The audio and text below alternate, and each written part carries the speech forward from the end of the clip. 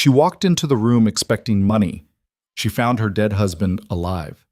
Lila Mercer thought the hardest part of her life was behind her, bearing a child she never held, signing papers that killed a marriage, and rebuilding herself one shattered piece at a time.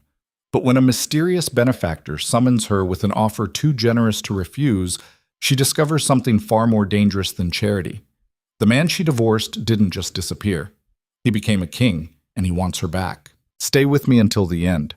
Like this video and comment what city you're watching from so I can see how far this story travels.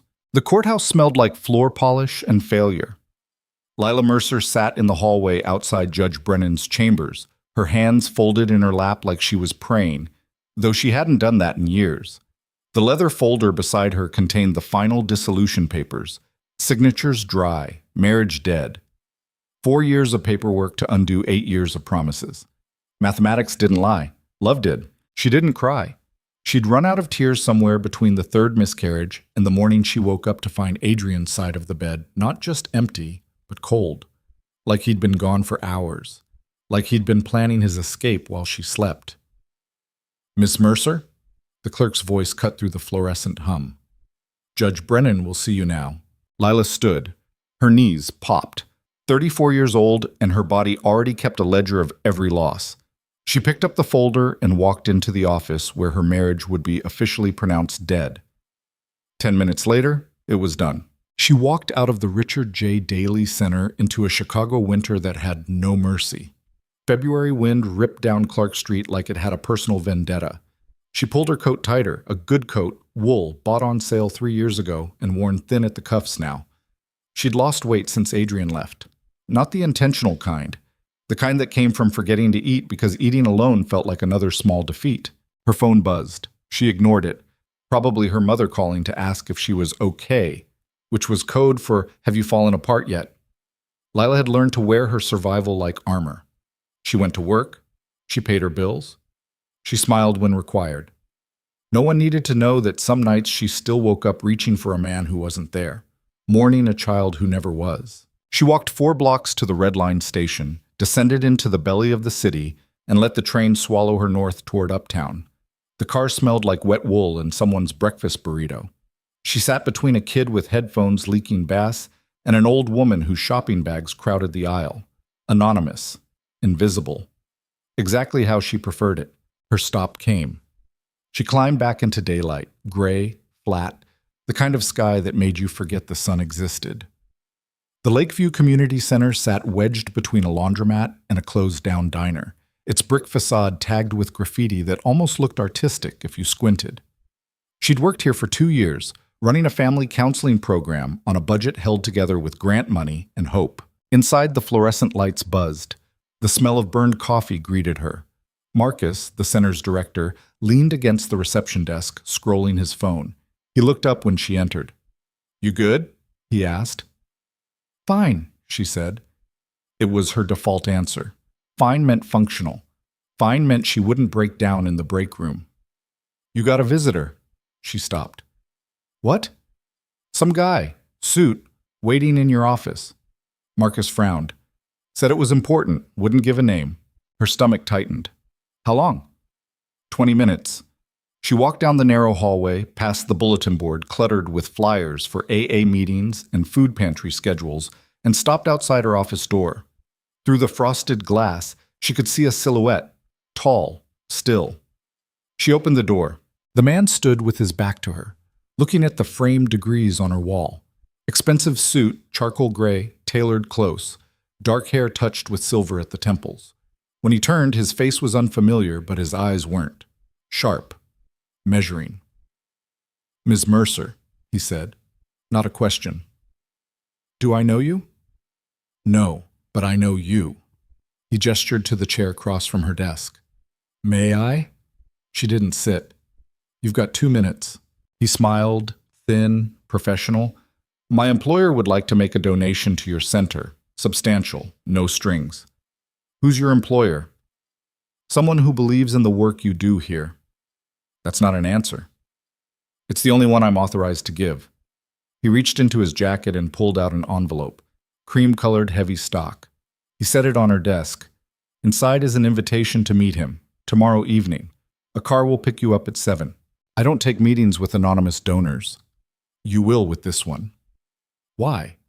The man's expression didn't change, but something flickered behind his eyes. Because he asked for you, specifically, by name.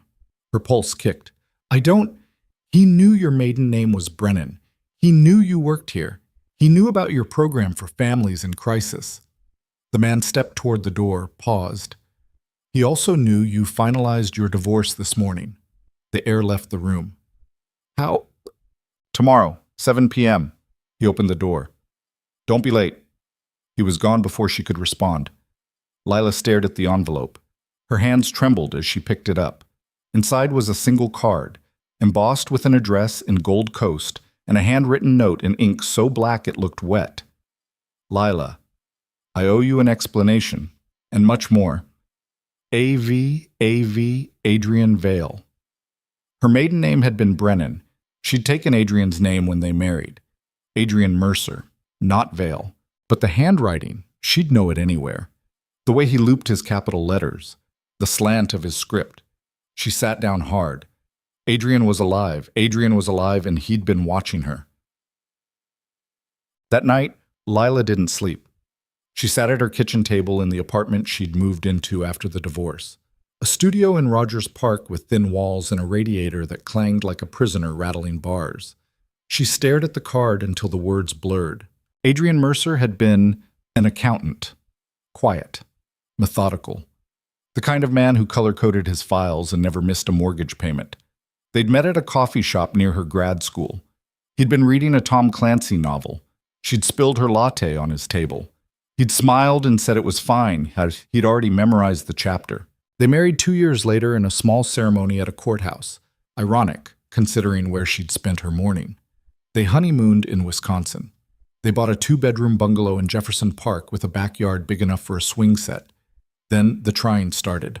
First miscarriage at 8 weeks, second at 12, third at 6.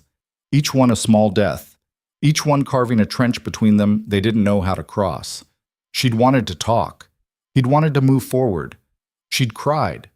He'd gone silent. The 4th pregnancy stuck. For 16 weeks they allowed themselves to hope.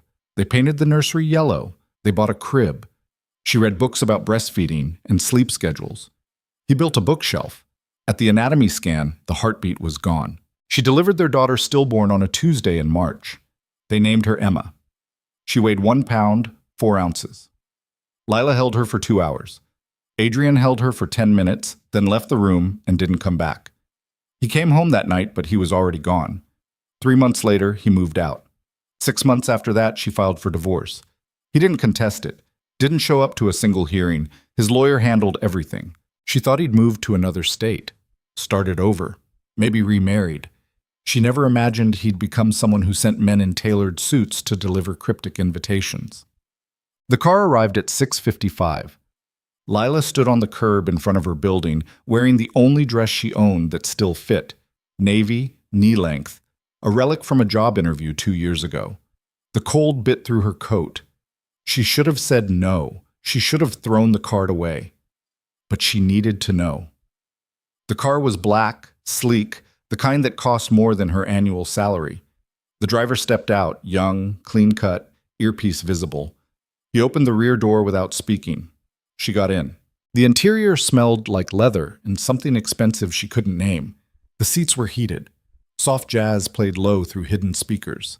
The driver pulled into traffic without a word. They drove south through neighborhoods that grew progressively wealthier. The buildings got taller. The streets got cleaner. By the time they turned onto Astor Street, Lila's mouth was dry. The car stopped in front of a mansion. Not a house, a mansion. Limestone facade, 3 stories, windows glowing warm against the winter dark. A wrought iron fence enclosed the property. The gate opened as they approached. The driver came around and opened her door. "This way, ma'am." She followed him up the walkway, her heels clicking against stone. The front door opened before they reached it. A woman stood in the entry, older, gray hair pinned back, wearing a dark suit. "Ms. Mercer, he's expecting you." Lila stepped inside. The foyer alone was larger than her apartment. Marble floors. A chandelier that looked like frozen starlight. Artwork on the walls that even she recognized. A Chagall. unless her eyes lied.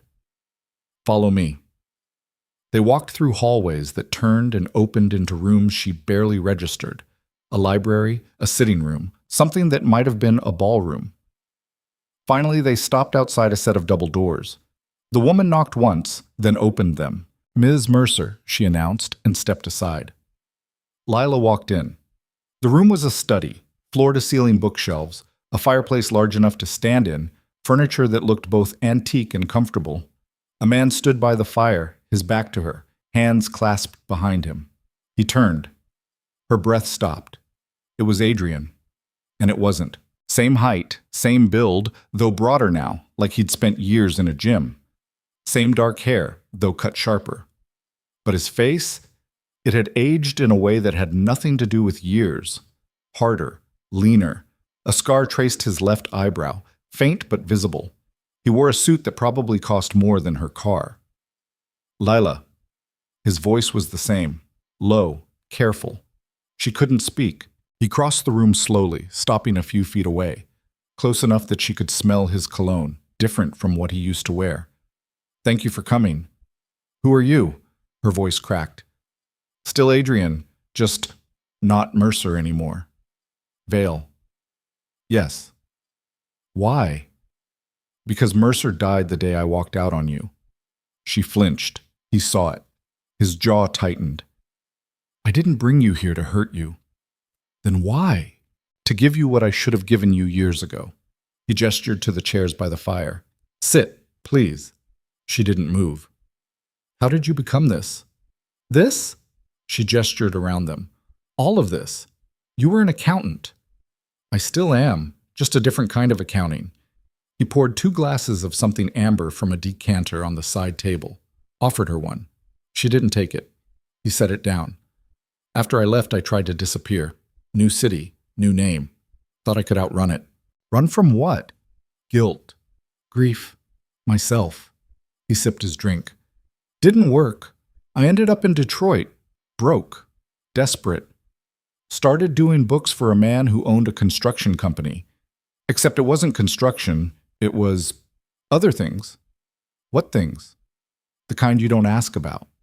Her stomach turned. "You're a criminal." "I'm a businessman. The legality is subjective." "That's not an answer." "No, it's not." He met her eyes. "I married into a family, a powerful one. My wife's father ran an empire. When he died, it passed to her brother. He didn't want it. I did." "Your wife?" "Sophia. She died 3 years ago. Cancer." Lila felt something twist in her chest. Not quite sympathy, not quite vindication. "I'm sorry." "Don't be. It was a marriage of convenience. She knew what I was. I knew what she needed. We were honest with each other. That's more than most people get." "Is that supposed to make me feel better?" "No, it's supposed to make you understand." He set his glass down. "I built something, Lila. Something real. And I've spent the last year trying to figure out what to do with it." "And you thought of me." "I never stopped thinking of you." She turned away. The fire crackled. Heat licked at her skin, but she felt cold. "Why am I here, Adrian?" "Because I want to fund your program. Fully. No budget cuts. No grant applications. You'd have everything you need." She laughed, short, bitter. "That's it? You became a crime lord to write me a check?"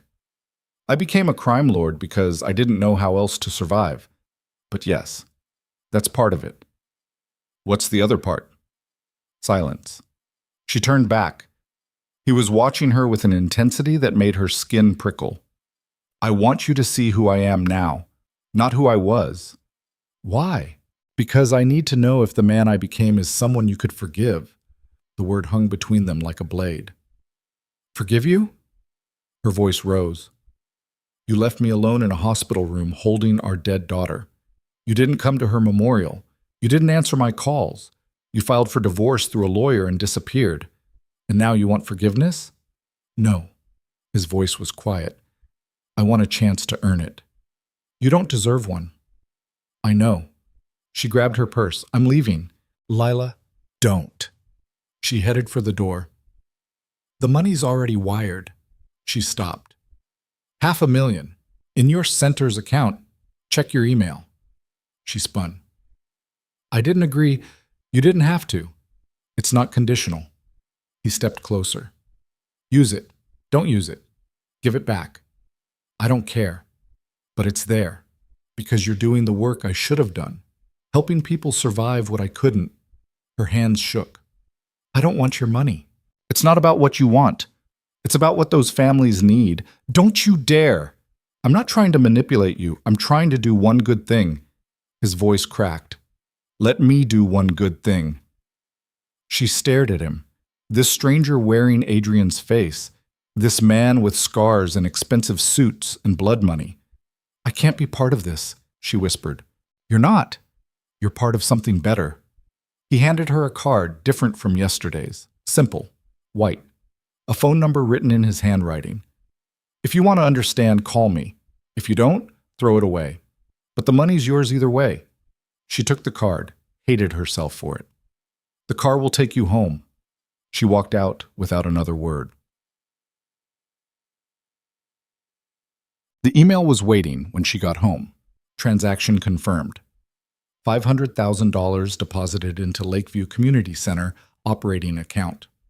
Donor, A. Vale. She stared at the screen until her eyes burned. Marcus called at midnight.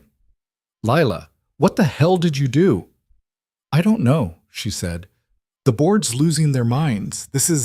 Do you know what we can do with this? Yeah. Who is this guy? Someone I used to know. Silence. Then, Lila, is this clean money? She closed her eyes. I don't know.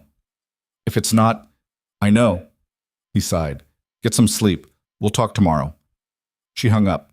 She should have called the police, should have returned the money, should have blocked Adrian's number and never looked back. Instead, she sat on her couch and stared at the white card until the sun came up. 3 days later, she called him. Bots. I need to see it, she said when he answered. See what? What you built. All of it. If you want me to believe you're not just a monster in a nice suit, show me. Pause. When? Now. I'll send a car. No, I'll drive. Text me the address. She hung up before he could respond. 20 minutes later, she was in her car, a 2012 Honda with a cracked windshield and a check engine light she'd been ignoring for 6 months, heading south. The address he sent was in Pilsen. She parked on the street, locked her doors, and walked 2 blocks to a building that looked like it used to be a warehouse. New paint, new windows. A sign, Vale Recovery Center. Adrian was waiting outside. You came, he said. I'm here. That's different. He nodded. Come on. Inside the warehouse had been transformed. Open floor plan, clean, bright. She saw a gym, a kitchen, rows of beds separated by privacy curtains. People moved through the space, some in workout clothes, some in street clothes, all with the same look she recognized from her own clients. Haunted, trying. This is a recovery house, Adrian said. 30 beds, medical staff on site, counseling, job training. We've got 3 more across the city. We? My organization. Your crime family. Yes. She walked through the space. A woman nodded at her. A man doing pull-ups grinned. A kid, couldn't be more than 16, sat in the corner reading a book. How many people have gone through here? Lila asked. 212. 63 are still clean. That's a 30% success rate. Better than the streets. She couldn't argue. He showed her more. A youth center in Englewood. A housing project in Austin that looked like it belonged in a different city. Safe, maintained, affordable. A scholarship fund that had sent 18 kids to college. Where does the money come from? She asked. They were in his car now. Another black sedan. This one he drove himself, heading back north. You don't want to know? I do. He was quiet for a long time. Then, gambling, loans, some construction contracts that aren't entirely legal, protection services for businesses that can't go to the police. You're a gangster. I'm a businessman who operates outside the law. There's a difference. Is there? I don't sell drugs. I don't traffic people. I don't hurt anyone who doesn't come looking for it. He glanced at her. But I won't lie to you. The money's dirty. What I do with it, I'm trying to make that clean. You can't wash blood away with charity. No, but you can build something that outlives the bleeding. She looked out the window. The city slid past. Her city, his city, a place where both of them had been broken and rebuilt in different shapes. Why me? She asked quietly. Why now? Because I'm trying to figure out if redemption is real or if I'm just fooling myself. He pulled up in front of her building, put the car in park. And because you're the only person who ever saw me as something other than a ghost or a weapon. I don't see you at all anymore. I know. But maybe you could, if I showed you the truth. I've seen the truth. Rehab centers don't erase what you are. No, they don't. He turned to face her. But they're proof I'm trying. She reached for the door handle. Lila. She stopped. Emma's birthday is next month. Her chest tightened. I'm going to visit her grave, he said. I go every year. I know you do too. I've seen you there. Her breath caught. You've been watching me? Making sure you're safe. That's all. That's not your job anymore. I know, but it's the only part of me that still feels human. She got out of the car, stood on the curb. He rolled down the window. If you want to come with me, he said, I'll pick you up, March 16th, 10 a.m. Don't, she whispered. I'll be here. You don't have to answer now. He drove away. Lila stood in the cold, shaking until she couldn't feel her fingers. March 16th came. She told herself she wouldn't go. Told herself every day for 3 weeks. Emma's birthday was private. Sacred. She didn't need Adrian there turning it into something complicated. But at 9:45, she was dressed and waiting by the window. At 10, a car pulled up. Not the black sedan. A smaller car. A Toyota. Adrian sat in the driver's seat wearing jeans and a sweater, no suit, no polish. She went downstairs. You came, he said when she got in. Don't make it a thing. They drove in silence to Graceland Cemetery, parked near the north gate, walked through paths lined with monuments older than both of them combined. Emma's grave was small, a flat marker with her name and dates. March 16th, 2019 to March 16th, 2019. Beloved daughter. Adrian had brought flowers, daisies, yellow. Lila's throat closed. Daisies had been what they'd planned for the nursery. Yellow like sunshine. He remembered. They stood side by side, not touching. I'm sorry, he said finally. I'm sorry I left you alone. I'm sorry I didn't fight for us. I'm sorry I was too broken to see you were breaking too. Lila's eyes burned. I tell myself I left because I thought you'd be better off without me, he continued. But the truth is, I left because I didn't know how to stay. I didn't know how to look at you without seeing everything we lost. And I hated myself for it, so I ran. You should have talked to me. I know. We should have fought, screamed, anything. I know. She knelt, placed her hand on the stone. Cold. Permanent. I was so angry at you. You had every right. I still am. I know. She looked up at him. But I'm tired, Adrian. I'm tired of carrying this alone. He knelt beside her. Then don't. She wanted to hate him, wanted to walk away and never look back. But sitting there, at the grave of the child they'd lost, she felt something shift. Not forgiveness. Not yet. But maybe the beginning of it. I need time, she said. I've got nothing but time. And I need honesty about everything. Okay? Starting with this. She turned to face him fully. Is there anyone trying to kill you? He hesitated. Adrian, there's always someone. It's part of the life. Her stomach sank. Are you in danger right now? No more than usual. That's not reassuring. I've got security. I'm careful. I've survived worse. That's also not reassuring. He almost smiled. I won't lie to you, Lila. Yes, there are risks, but I manage them. And I keep the people I care about far away from the fire. I'm not asking you to protect me. I'm asking if being near you will get me killed. No. Promise me. I promise. She wanted to believe him. There's something else I want to show you, he said. If you'll let me. What? A place. Somewhere no one knows about. Not my organization. Not anyone. He stood, offered his hand. Somewhere I go when I need to remember I'm still human. She looked at his hand, work roughened now, scarred across the knuckles. Not the soft hands of an accountant anymore. She took it. He pulled her to her feet. They drove for 40 minutes out of the city into suburbs that thinned into farmland. He turned down a narrow road lined with trees, then onto a gravel drive that led to a small house. Not a mansion, a cottage, white siding, blue shutters, a porch with a swing. I bought it 2 years ago, Adrian said as they got out. It's under a shell company. No one knows it exists. He unlocked the door. Inside was simple, furniture that looked lived in. A kitchen with copper pots hanging over the stove, books on shelves, a fireplace, and in the back bedroom, a nursery. Lila stopped in the doorway.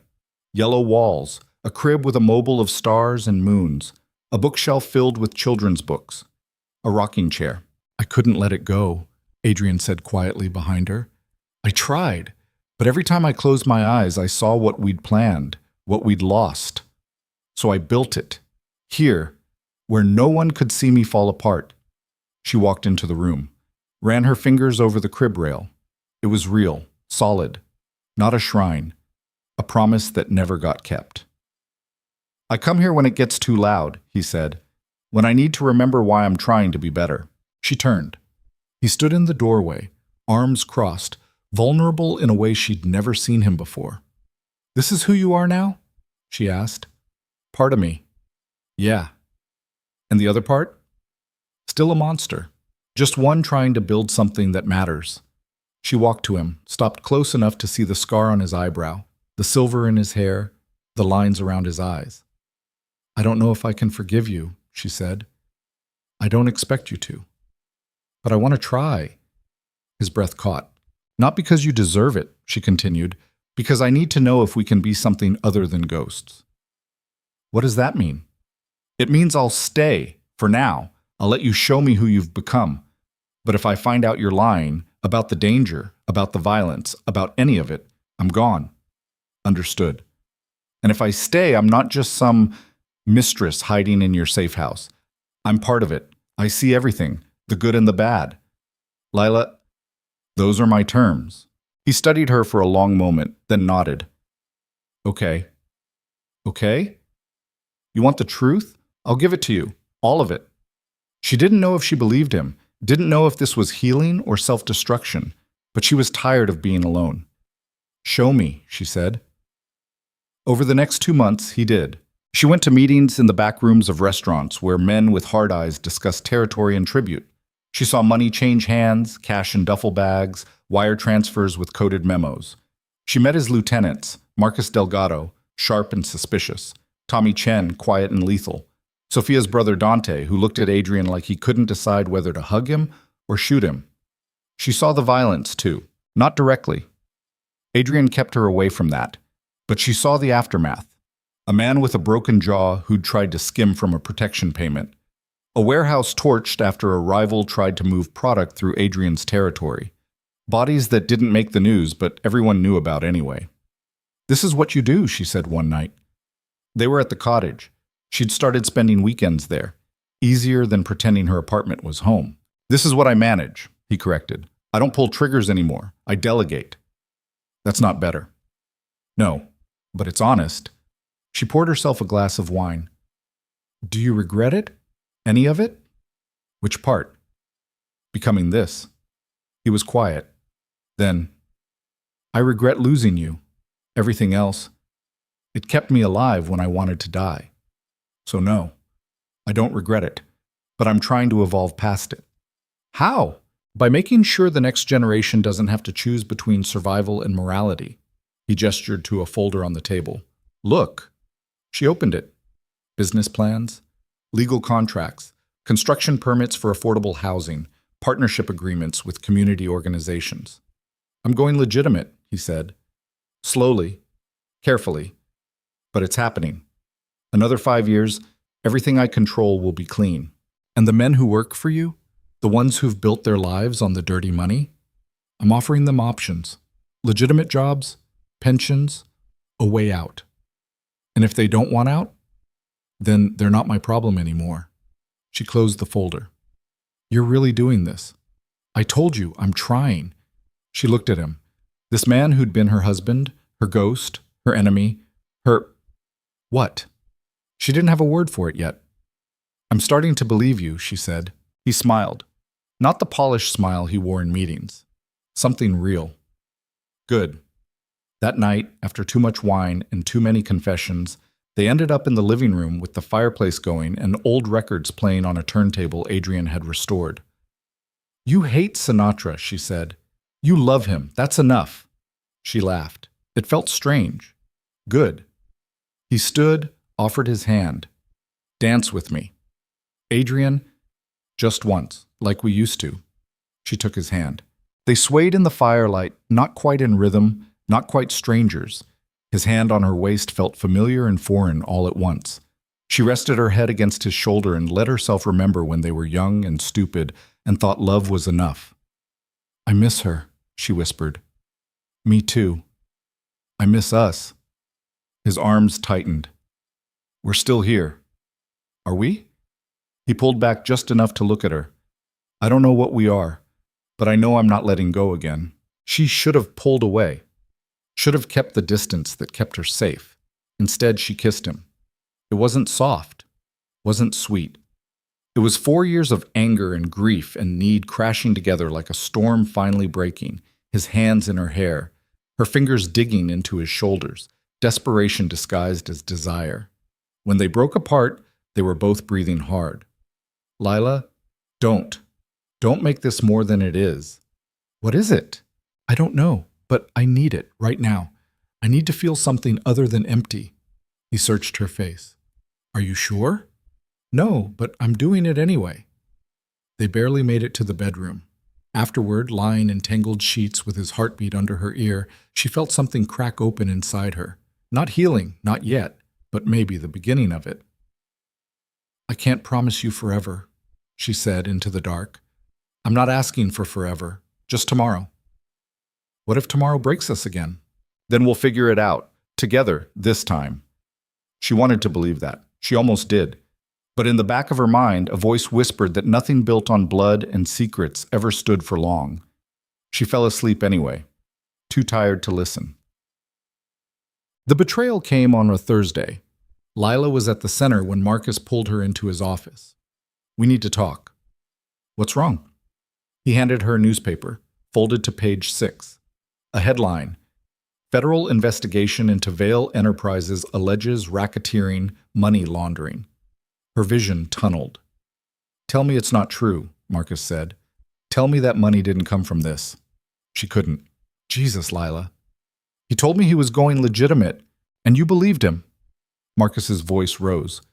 You took $500,000 from a man under federal investigation and didn't think to ask questions?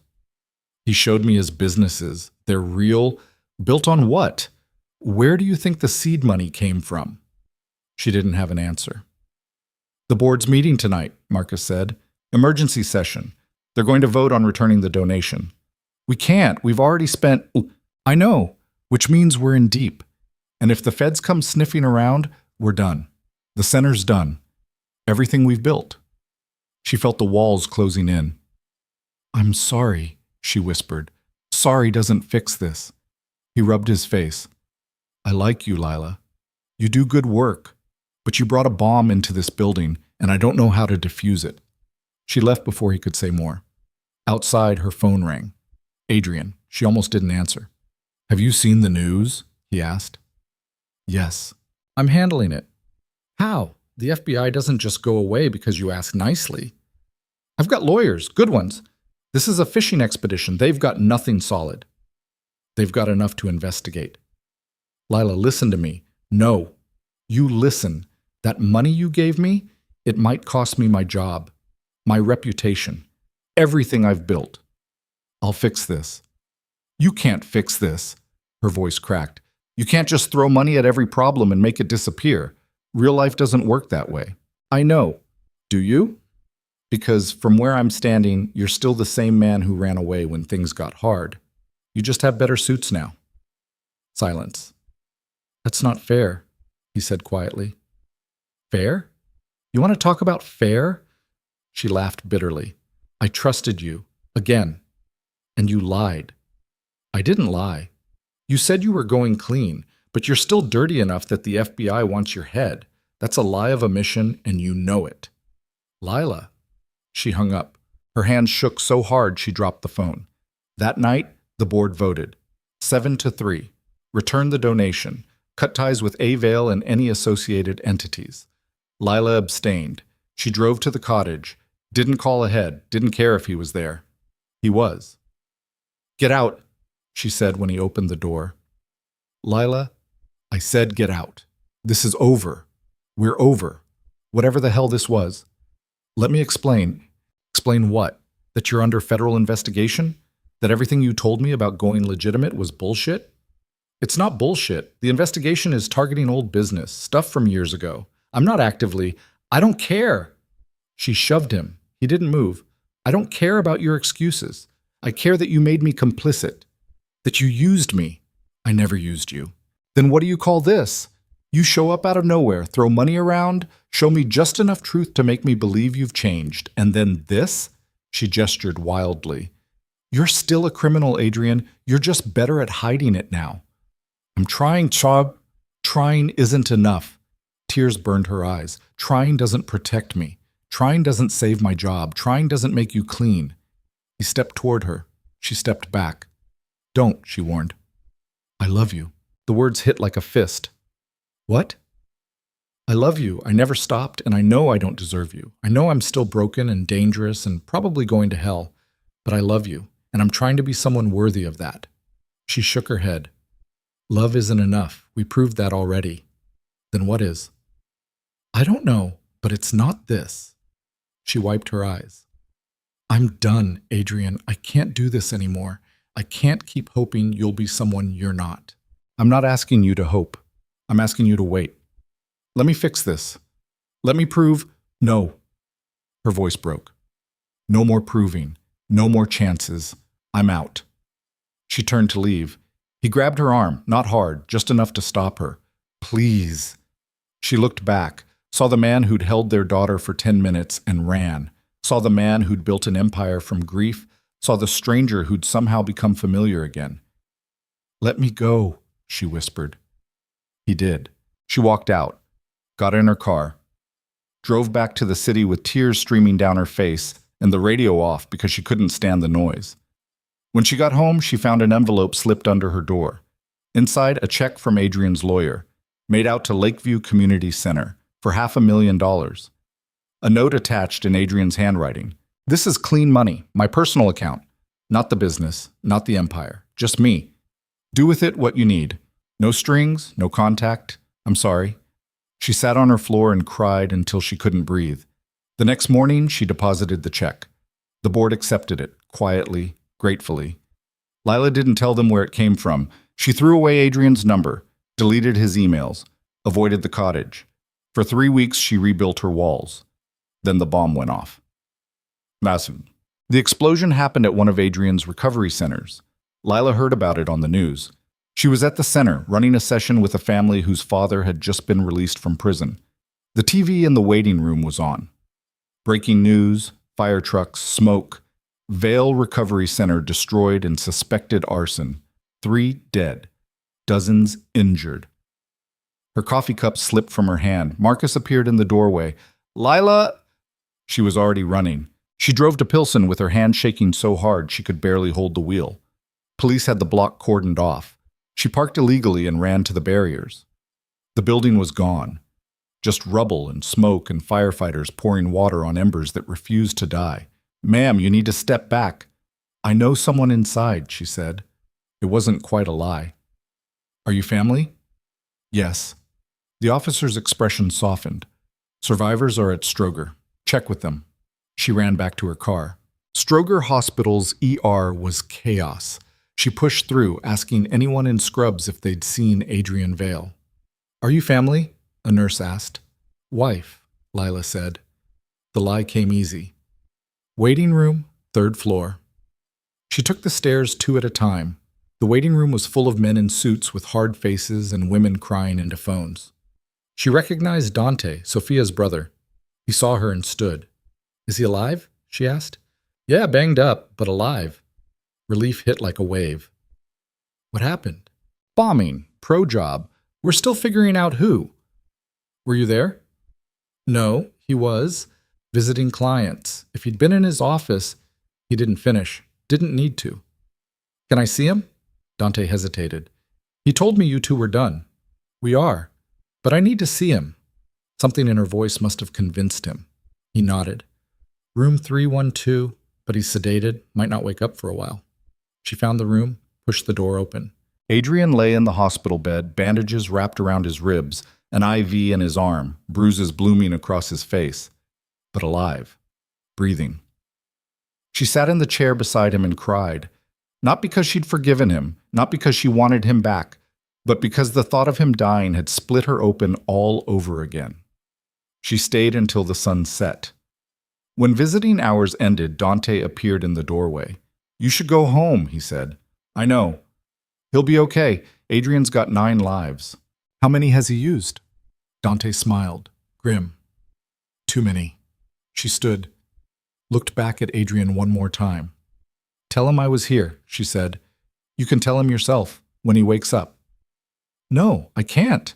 She left before Dante could argue, but the next day she came back, and the day after that. On the 3rd day, Adrian woke up. His eyes opened slow, like someone dragging themselves out of deep water, unfocused at first. Then they landed on her. Lila. His voice was gravel, dry. She reached for the cup of water on the bedside table, held the straw to his lips. He drank without taking his eyes off her. You came back, he said. Don't read into it. Hard not to. She set the cup down. How do you feel? Like a building fell on me. He tried to shift, winced. How bad is it? 3 cracked ribs, concussion, 2nd-degree burns on your left arm. You're lucky. 3 people died. I know. His jaw tightened. She saw the guilt move across his face like weather. Who were they? She asked. Residents, James Park, 52, 6 months clean, Maria Gonzalez, 28, pregnant, and a kid, 16. Name was, his voice broke. Name was Kevin. He wanted to be a chef. She reached for his hand before she could stop herself. His fingers closed around hers, rough, warm, alive. This is what I didn't want, he said. This is why I tried to keep you away. From what? Bombs? From everything. The violence, the revenge, the fact that people want me dead and don't care who's standing nearby when they come for me. Who did this? Still figuring it out. Could be the Italians. Could be someone inside my organization. Could be federal agents trying to send a message. He laughed, bitter, painful. Take your pick. You have that many enemies? I built an empire on other people's backs. What do you think? She pulled her hand away. I think you're an idiot, probably. I think you got exactly what you asked for. Definitely. And I think I'm an even bigger idiot for sitting here. Why are you here? She didn't have a good answer. I saw the news. I needed to know if you were alive. Why? Because apparently I'm not done hating you yet. He smiled. It looked like it hurt. Fair. The door opened. Dante walked in, saw Lila, stopped. Didn't know we had company, he said. She was just leaving, Adrian said. No, I wasn't, Lila said. Both men looked at her. I want to know who did this, she said, and I want to know what you're going to do about it. Lila, you brought me into this world. You showed me the good parts and hid the bad. Well, now the bad's out in the open, and I want the truth, all of it. Adrian and Dante exchanged a look. Give us a minute, Adrian said. Dante nodded and left. Adrian shifted in the bed, bit back a groan. You don't want to be part of this. You're right, I don't. But I'm tired of pretending I can just walk away. You said you wanted honesty, so be honest. Who's trying to kill you? He was quiet for a long time, then. There's a guy. Mateo Ruiz runs territory on the south side. We had an agreement. He breaks it regularly. I let it slide because going to war costs more than it's worth. But 3 months ago, one of his guys killed a kid in a drive-by. 12 years old, wrong place, wrong time. What did you do? I told Mateo to hand over the shooter. He refused, said it'd make him look weak, so I made the decision for him. Meaning? Meaning the shooter's dead and Mateo's pissed. Her stomach turned. You killed him. I had him killed. There's a difference. Is there? In this world? Yeah. She stood, paced to the window. The city sprawled below, gray and gold in the afternoon light. So this is retaliation. Maybe, or maybe it's someone using Mateo as a scapegoat. In my line of work, everyone's got an angle. And you're just going to, what, kill him back? If he did this? Yes. That's insane. That's the job. She spun to face him. The job? You talk about it like you're a plumber, like this is just another day at the office. For me, it is. Then you haven't changed at all. His expression hardened. I never said I changed. I said I was trying. There's a difference. What difference? You're still killing people. You're still running a criminal empire. You're still trying to keep innocent people from dying in the crossfire, he interrupted. That kid, the 12-year-old. His name was Marcus, same as your boss. You want to know why I had that shooter killed? Because if I didn't, Mateo would have done it again, and someone had to draw a line. By becoming a murderer yourself? I was already a murderer. I just chose to aim it at people who deserved it. The words hung between them like smoke. Get out, he said quietly. What? You heard me. Get out. Go back to your safe little world where everything's black and white and nobody has to make ugly choices. Go save families with therapy and good intentions. Leave this to me. Adrian, I mean it, Lila. This is my mess, not yours, and I won't let you get hurt because you decided to play vigilante. I'm not playing anything. I'm trying to understand. There's nothing to understand. I'm a killer. You're a healer. We don't fit. We never did. So stop trying to make this work and walk away while you still can. She stared at him, at this man who'd been her husband, her ghost, her almost something, this stranger with familiar eyes and blood on his hands. You're pushing me away again, she said. Yeah, I am. Why? Because you being here makes me weak, and I can't afford weak right now. The truth of it hit like a slap. She grabbed her purse. Fine, have it your way. Lila? She slammed the door on his voice. In the hallway, Dante was waiting. He's an asshole, Dante said. I noticed. But he's right. You should stay away. Everyone keeps telling me that. Maybe I'm allergic to good advice. Dante almost smiled. He cares about you, more than he'll admit. That's why he's being a dick. Great. Glad his feelings justify his behavior. I didn't say they did, just explaining the logic. She laughed, short, bitter. There's no logic here, just broken people breaking each other. Yeah, that's pretty much the family business. She started toward the elevator. Miss Mercer? She turned. If you really want to help him, convince him to walk away. Sell everything. Disappear. He's got enough money to live 10 lifetimes. But he won't do it. Know why? Why? Because he thinks he deserves to die in this life, like it's penance for what he did to you. The elevator doors opened. She stepped in. Tell him penance doesn't mean anything if he's dead, she said. The doors closed. She made it to her car before she started shaking. Basi. 2 days later, the retaliation began. It started with a fire at one of Mateo's chop shops, then a drive-by at a bar he owned. No one died, but the message was clear. Adrian was awake, and he was coming. Lila watched it unfold on the news like a horror movie she couldn't turn off. She told herself it wasn't her problem, told herself she'd walked away. But she couldn't stop checking her phone, couldn't stop wondering if Adrian was okay. Marcus noticed. You're distracted, he said. They were in his office, reviewing intake forms for new clients. I'm fine. You've been staring at the same page for 10 minutes. She set the file down. Sorry. Is this about the donor, Vale? She didn't answer. Marcus sighed. Lila, whatever's going on with him. There's nothing going on. Then why do you look like you're waiting for a bomb to drop? Because I am.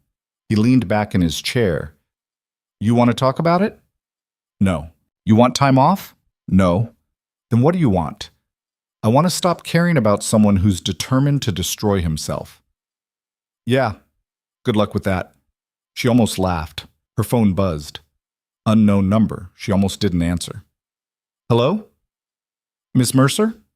A woman's voice, professional, clipped. Yes? This is Dr. Patel at Stroger Hospital. I'm calling about Adrian Vale. You're listed as his emergency contact. Her heart stopped. What happened? He left AMA, against medical advice, 4 hours ago. We've been trying to reach him, but his phone's off. Do you know where he might be? No. If you hear from him, please let us know. He shouldn't be mobile. His injuries, I'll call if I hear anything. She hung up. Marcus was watching her. I have to go, she said. Lila, I know. I'm an idiot. Add it to the list. She grabbed her coat and ran. She tried the cottage first. Empty. Then his house in Gold Coast. No answer. She called Dante. Voicemail. Panic climbed her throat. She was about to give up when her phone rang. Adrian. Where the hell are you? She answered. Somewhere safe. You're supposed to be in a hospital. Hospitals are targets. I'm better off moving. You have cracked ribs and a concussion. You're not better off anywhere.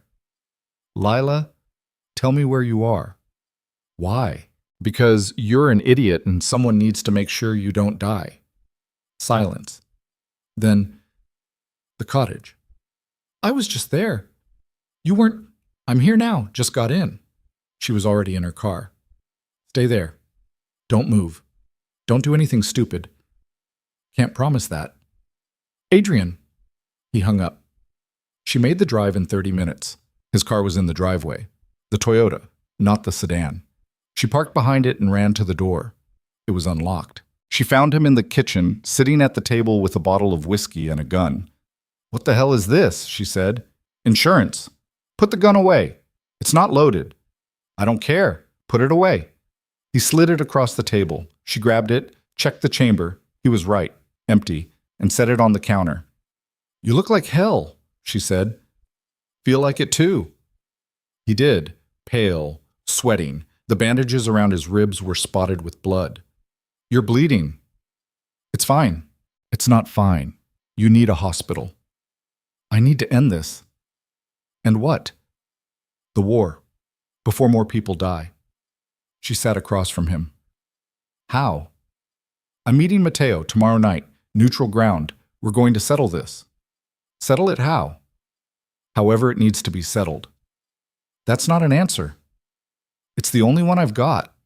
She reached across the table, took the whiskey bottle, drank. It burned. You're walking into a trap.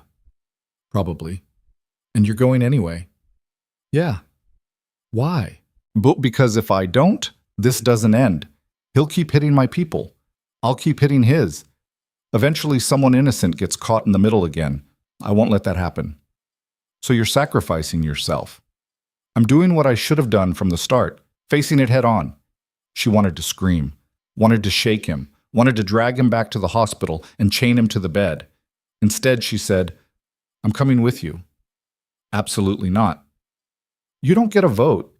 Lila, you want to walk into a suicide mission? Fine, but you're not doing it alone. This isn't your fight. You made it my fight the day you walked back into my life. He stared at her. Why are you doing this? Because you're right. We're still us, even when we shouldn't be, even when it's stupid and dangerous and probably going to get us both killed. We're still us. His expression cracked. I don't deserve you. No, you don't. But here we are. He reached across the table. She took his hand.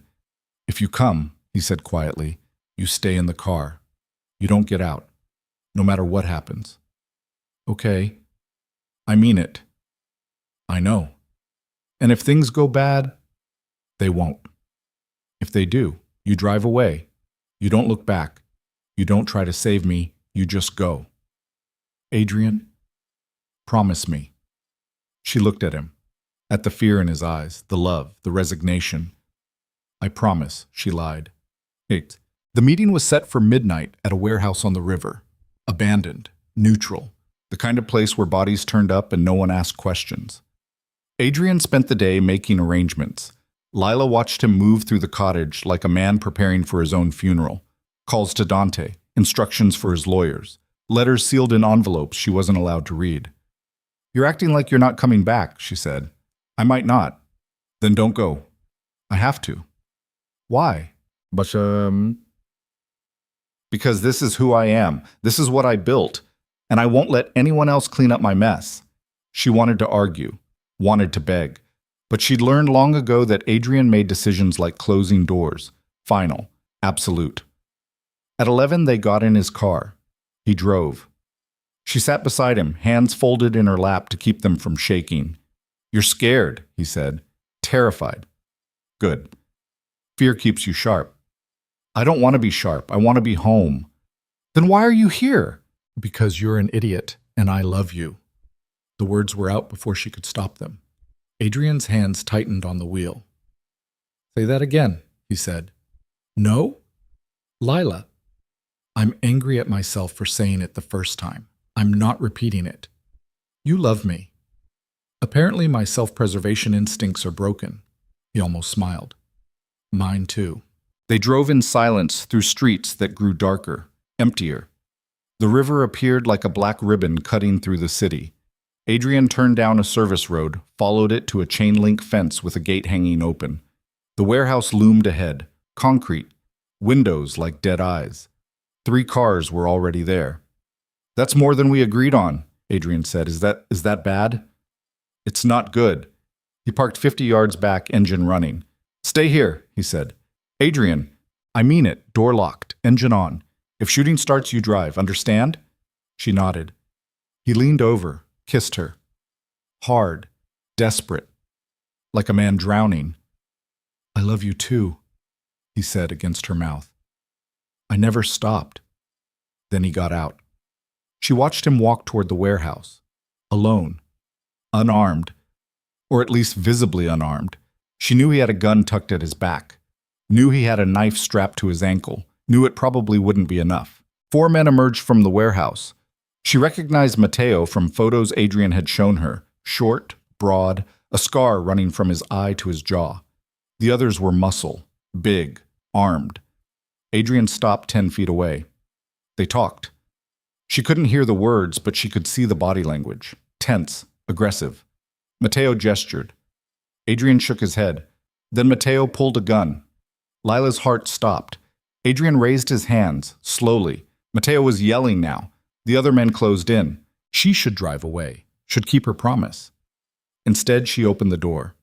The sound carried in the cold air. Matteo's head snapped toward her. Adrian turned. "Lila, no." "Who's this?" Matteo called. "You bring your bitch to a negotiation?" "She's not part of this," Adrian said. "Let her go." "Let her go?" Matteo laughed. "You think you give orders here. This is between us." "Was. Now it's bigger." Matteo gestured. 2 of his men started toward Lila. Adrian moved. Fast. He grabbed the nearest man's gun arm, twisted, brought his elbow down hard. Bone cracked. The man screamed. Chaos erupted. Gunfire. Muzzle flashes. Lila dove behind the car as bullets punched through metal. She heard Adrian shout, heard bodies hitting ground. Then silence. She peered over the hood. Adrian was on his knees, hands behind his head. Blood ran down his face. Matteo stood over him, gun pressed to his skull. "Get up," Matteo said to Lila. "Now, or I paint the ground with his brains." She stood, hands raised. "Walk over here. Slow." She did. Each step felt like walking underwater. When she reached them, Matteo grabbed her arm, yanked her close. The gun moved from Adrian's head to hers. "This is better," Matteo said. "Now you get to watch her die before I kill you." "Please," Adrian's voice broke. "Please, take me. Let her go." "Why would I do that? This is more fun." Lila's ears rang. Her vision tunneled.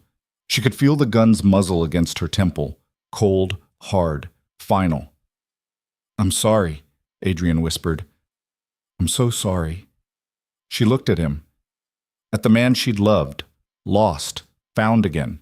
The man who'd tried to save her by pushing her away and failed because love didn't work like that. "It's okay," she said.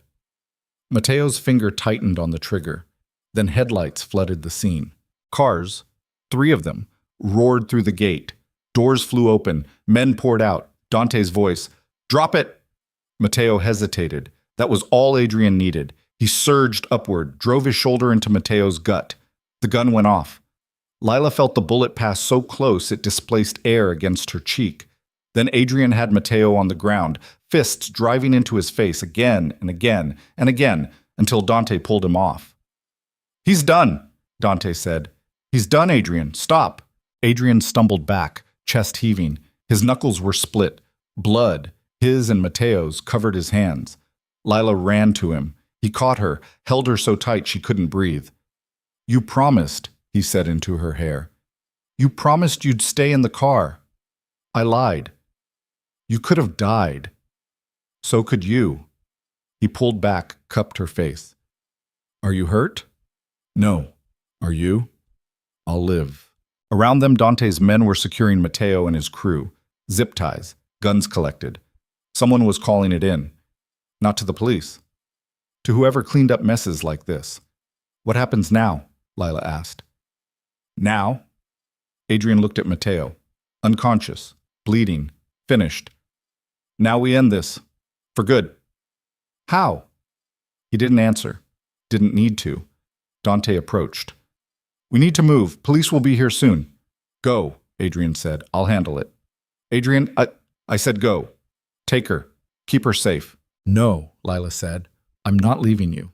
Lila, you don't get to push me away anymore. I'm here. I'm staying. Whatever happens next, we do it together." He searched her face, looking for doubt, for fear, for any reason to refuse. He found none. "Okay," he said finally. "Together." Dante shook his head. "You're both insane." "Probably," Adrian said, "but we're consistent." They got into Dante's car, Adrian, Lila, and two of Dante's men. They left Matteo and his crew for the cleanup team. As they drove away, Lila looked back, saw the warehouse receding, saw the place where she'd almost died, saw the moment she'd crossed a line she couldn't uncross. She wasn't an outsider anymore, wasn't a civilian watching from the sidelines. She was complicit, involved, part of Adrian's world in ways that couldn't be undone. And instead of terrifying her, it felt like relief, like she'd finally stopped pretending she could live half a life. Adrian's hand found hers in the dark. "No going back now," he said quietly. "I know. You understand what this means? What you just became." "Yeah. And you're okay with it?" She thought about the gun to her head, the fear, the clarity that came when death was close enough to taste. "I don't know if okay is the right word," she said, "but I'm here, and I'm not leaving." He kissed her knuckles. "Then we'll figure it out." The car turned onto Lakeshore Drive. The city sprawled beside them, lights reflecting off water, buildings reaching toward a sky that promised nothing. Somewhere behind them, men were disposing of evidence, making problems disappear, rewriting history so the truth would never surface. Somewhere ahead, consequences waited. Federal investigations, rival factions, the slow grind of violence that Adrian had spent years trying to escape. But in that moment, in the back seat of a car driving through a city that knew how to keep secrets, Lila felt something she hadn't felt in years. Not peace, not safety, but purpose. She'd spent 4 years rebuilding herself in the ruins of grief, building walls, keeping the world at arm's length, playing it safe. Maybe safe was overrated. Maybe the only way forward was through the fire. She leaned against Adrian's shoulder, felt his arm come around her, felt his heartbeat, fast, alive, real. "Where are we going?" she asked. "Somewhere they won't find us, at least for tonight. And tomorrow?"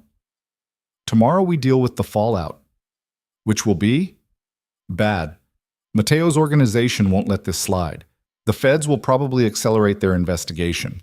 And Dante's going to lecture me for 2 hours about bringing you into this. Sounds fun. It's not. But we'll survive it. You sure about that?" He was quiet. Then, "No. But I'm sure about you, and that's enough." The car stopped at a building she didn't recognize. High-rise, expensive, security in the lobby. "Safe house," Dante said from the front seat. "No one knows about it except me." They took an elevator to the 23rd floor, a penthouse with floor-to-ceiling windows overlooking the lake. Minimal furniture, sterile, the kind of place built for hiding, not living. Dante handed Adrian a burner phone. I'll call you when it's clear. Could be a day. Could be a week. Thanks. Don't thank me. Just don't get her killed. Dante left. The door locked behind him.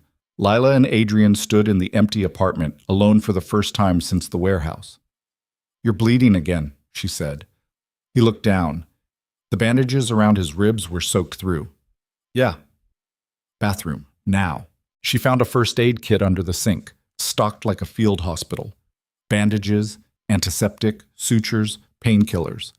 She made Adrian sit on the toilet while she worked. His injuries were worse than he'd admitted. The ribs were seeping, the cut on his forehead needed stitches. Bruises bloomed across his torso like storm clouds. You should be in a hospital, she said as she cleaned the wounds. Hospitals ask questions. So do I. He smiled, winced when it pulled his split lip. Ask. Do you regret it? Any of this? Bringing you into my world? Yes. Every second and not at all. That's not an answer. It's the only one I've got. He caught her wrist. I'm sorry, for tonight, for all of it. You could have died because I was too stubborn to walk away from this life. You were trying to protect people. I was trying to protect my ego. There's a difference. She taped the last bandage. What happens now? After tonight? I don't know. Mateo's finished, but his people aren't. And the feds? They're going to come at me hard. Can you win? Against Mateo's crew, maybe. Against the federal government? He laughed. No. Then what's the plan? There isn't one. I'm making this up as I go. She sat back on her heels. That's terrifying. Yeah. I meant what I said in the car. I'm not leaving. I know. Even if it gets worse. It will get worse. Then we'll deal with it. He pulled her close, kissed her forehead. You're insane. So are you. We're perfect for each other. They stayed like that, her on the floor, him on the toilet, both of them battered and exhausted, until the adrenaline faded and exhaustion took over. Come on, she said. You need rest. She helped him to the bedroom. He collapsed on the bed, fully dressed. She lay down beside him. Lila? Yeah? I meant what I said too. I love you. I never stopped. I know. And I'm going to do everything I can to keep you safe. I know that too. Even if it means pushing you away again. She rolled to face him. Don't you dare.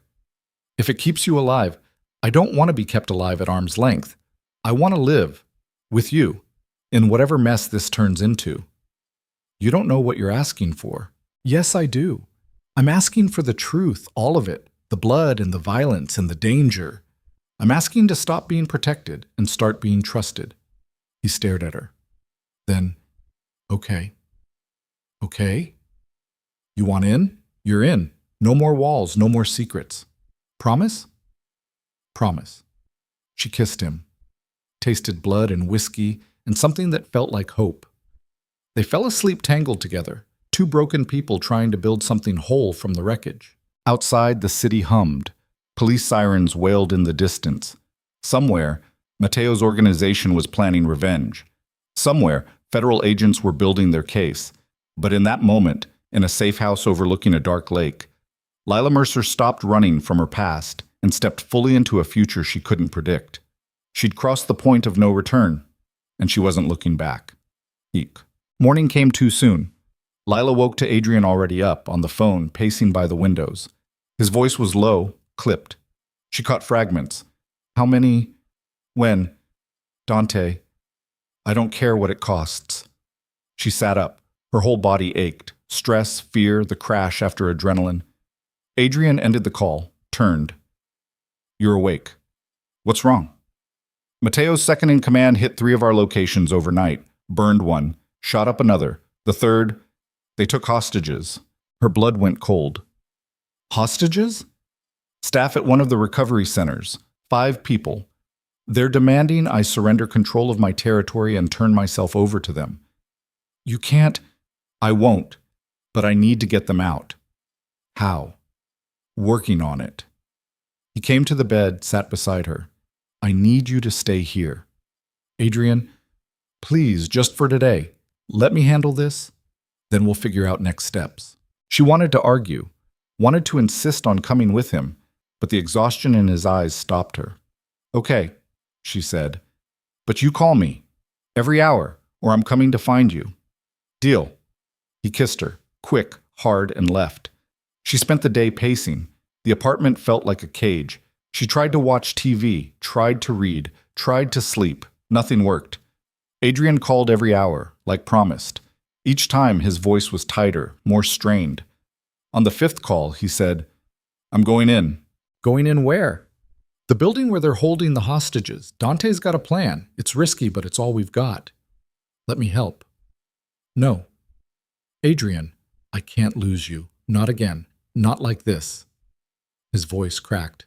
"Please, Lila, stay there. Stay safe. Let me do this. And if you don't come back, then Dante will get you out. You'll be okay." "I don't want to be okay without you." Silence.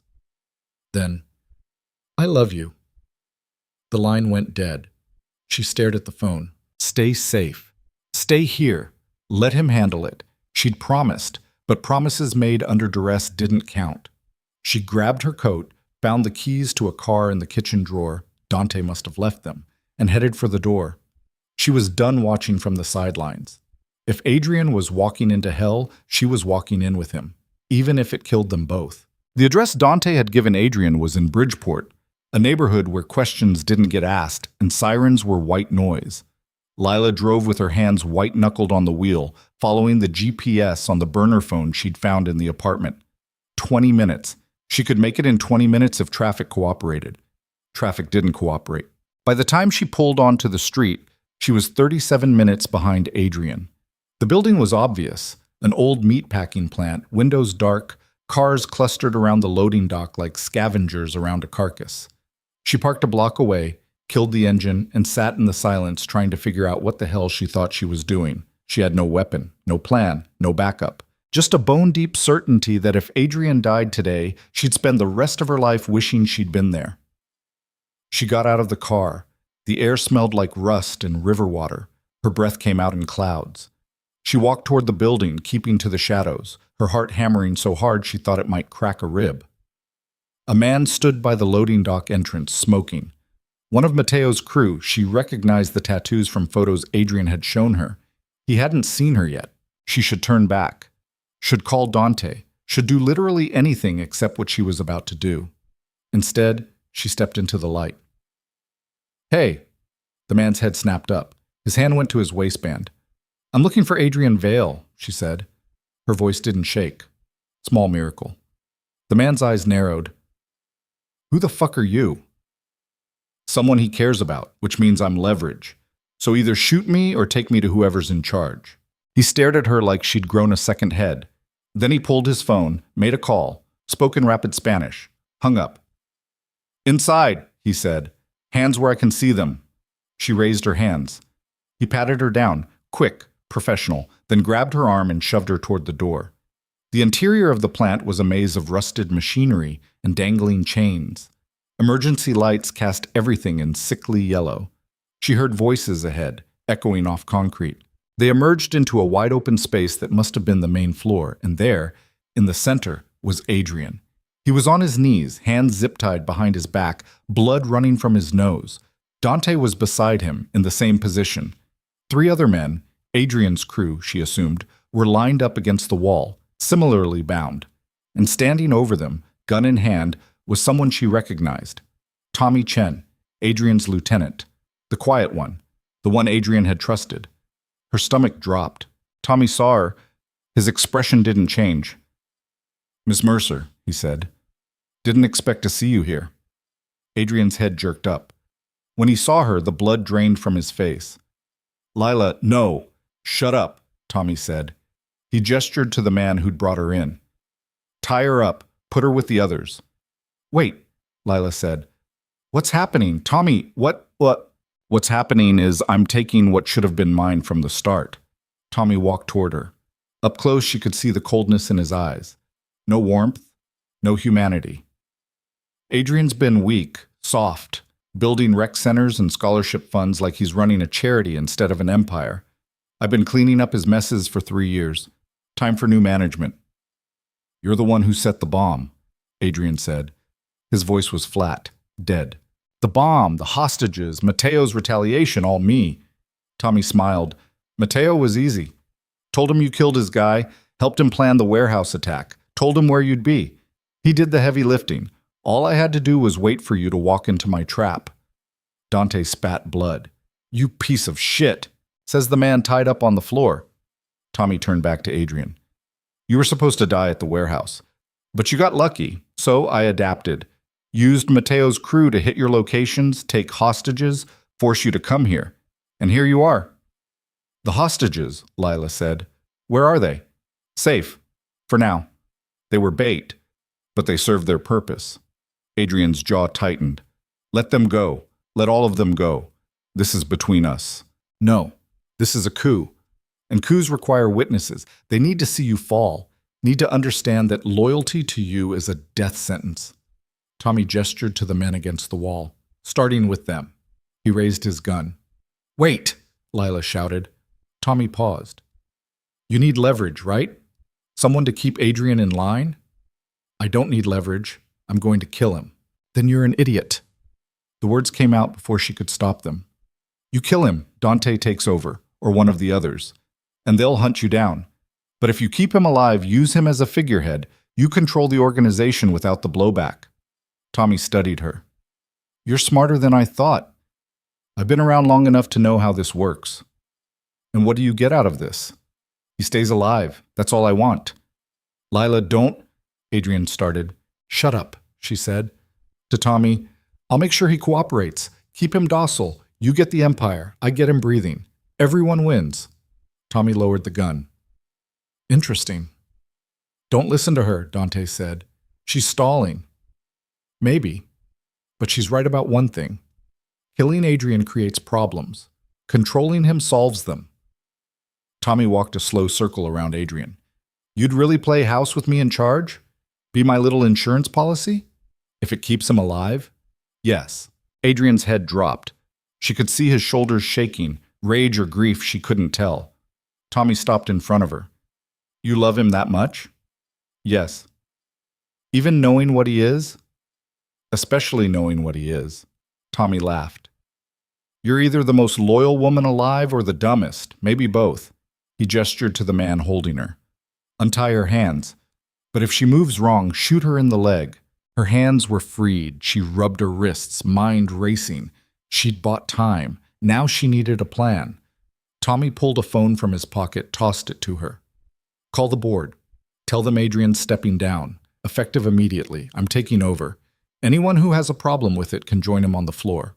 She caught the phone. And if I don't? I start shooting his people until you do. He aimed at the nearest man against the wall, starting with Marcus. Okay, she said quickly. Okay, I'll call. Good girl. She unlocked the phone. The contact list was full of names she didn't recognize. She found one labeled board. Her finger hovered over the call button. This was it, the moment she became complicit not just in Adrian's world, but in its corruption. If she made this call, she'd be handing control to a man who'd orchestrated murder and betrayal. She'd be condemning Adrian to a life as a puppet. She'd be choosing survival over principle. And she'd do it anyway. She pressed call. It rang twice. A man answered. Tommy, what's the status? Lila's mind went blank.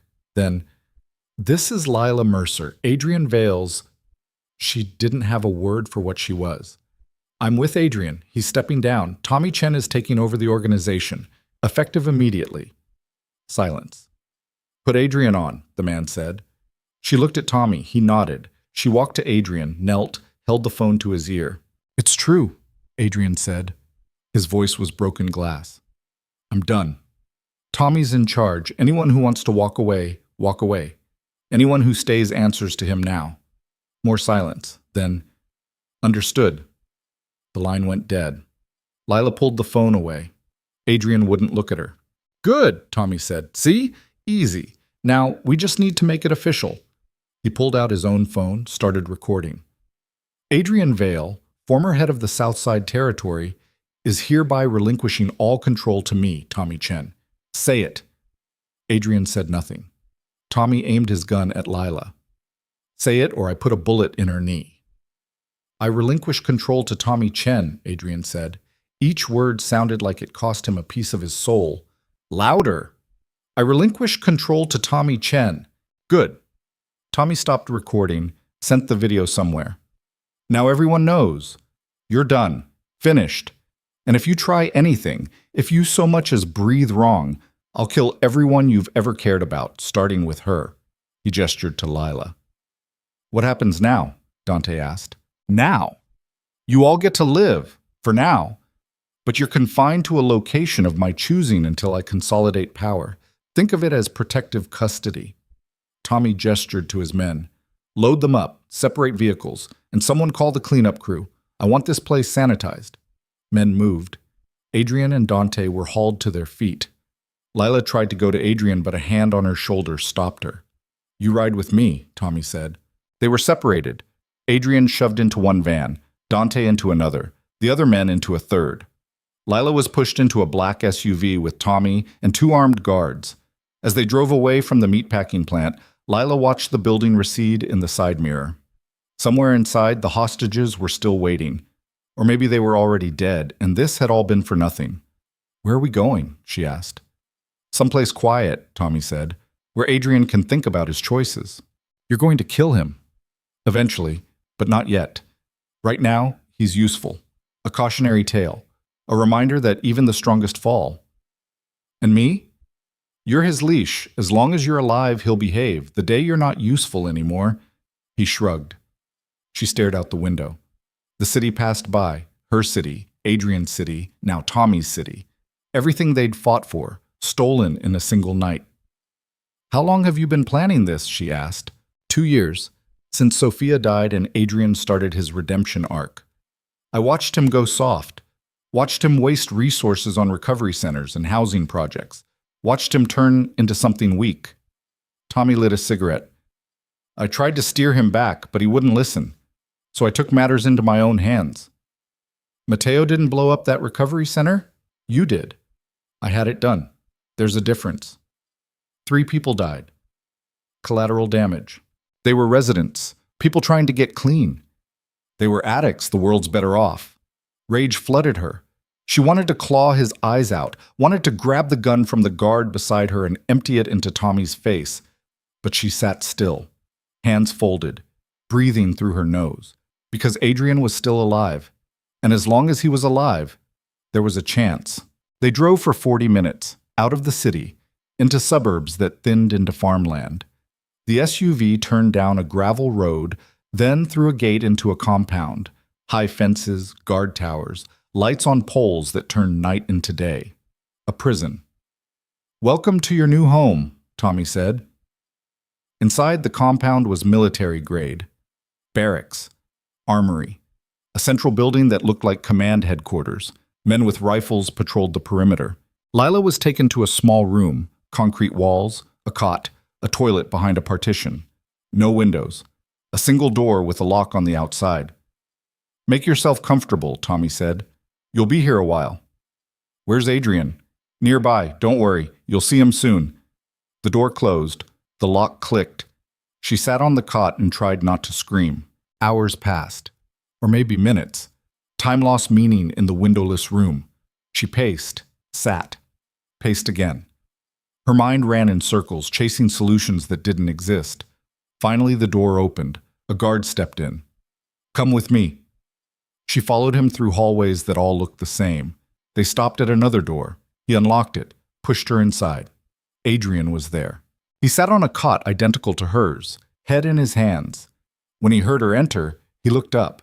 His face was a ruin, bruised, swollen, one eye nearly shut. Jesus, she whispered. They wanted to make a point. She crossed the room, knelt in front of him. Are you okay? No. Are you? I'm fine. They haven't touched me. Yet.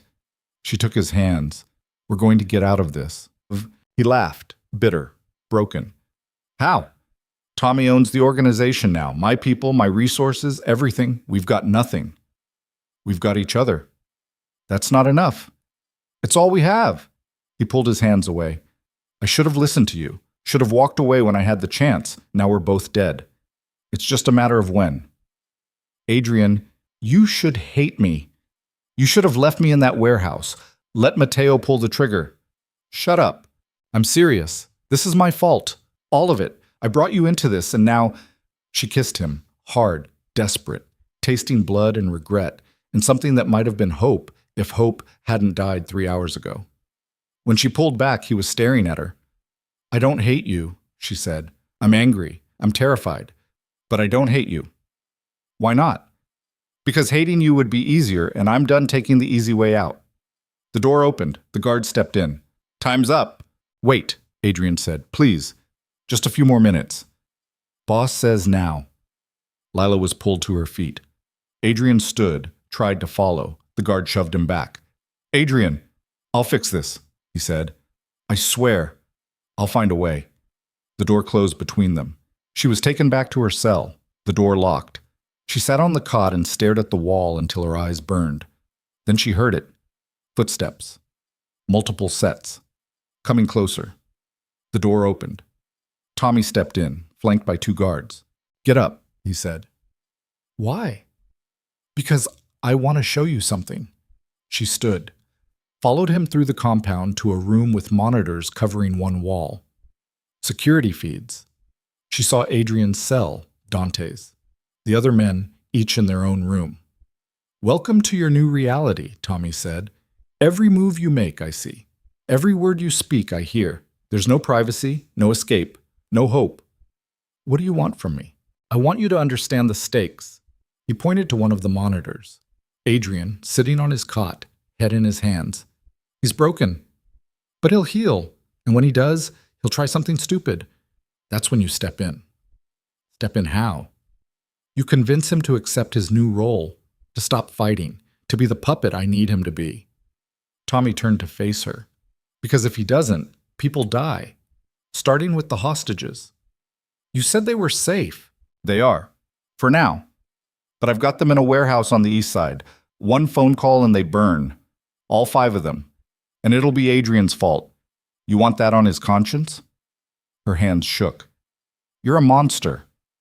I'm a businessman. Monsters don't plan this well. He gestured to the screens. You've got 24 hours to convince him. After that, I start killing hostages, 1 every 6 hours until he falls in line. Clock's ticking. He left. She stood in the surveillance room, staring at the screens, and felt something inside her crack. This was it. The end game. Tommy had won. Adrian was caged. The hostages were leverage. And she was the key to making Adrian surrender completely. She could do it. She could go to his cell, tell him to give up, save the hostages, save himself, and watch him die inside. Or she could refuse. Let Tommy kill the hostages. Let Adrian live with that guilt, and hope they found another way. There was no good choice. No right answer, just consequences in every direction. She walked back to her cell in a daze. The guard locked her in.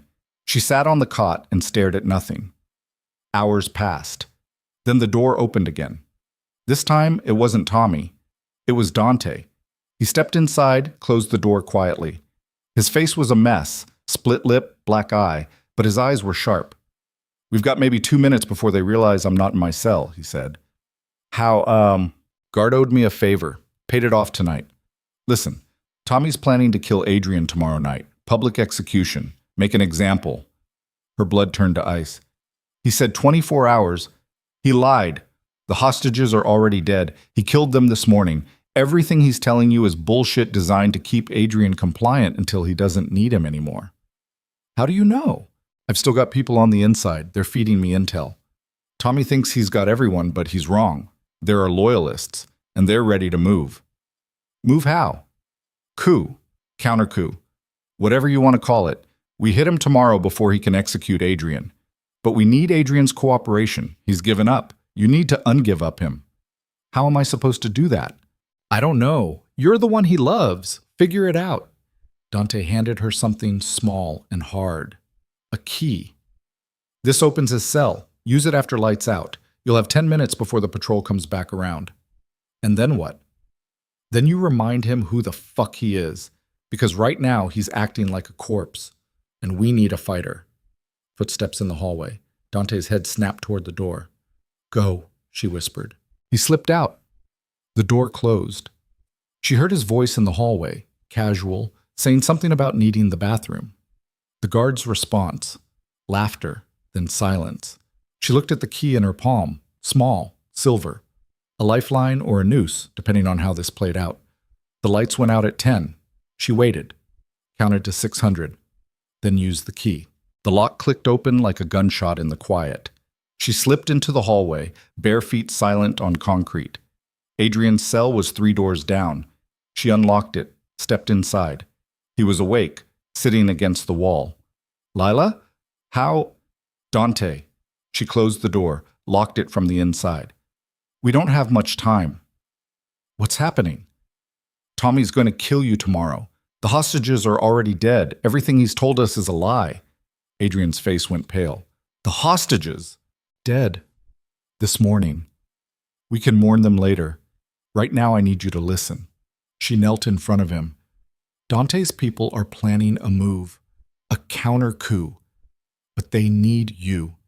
Not the broken version. The real you. I don't know if there's anything real left. Bullshit. You think Tommy broke you? He didn't. You're still here, still breathing, still dangerous. I handed him everything. Under duress, that doesn't count. I gave up. I let him win. You bought us time. Now we use it. She grabbed his face, forced him to look at her. I didn't walk into hell for you to quit on me. I didn't put a gun to my head for you to roll over and die. So stop feeling sorry for yourself and start figuring out how to take your life back. He stared at her. Something flickered behind his eyes. Anger, or maybe hope.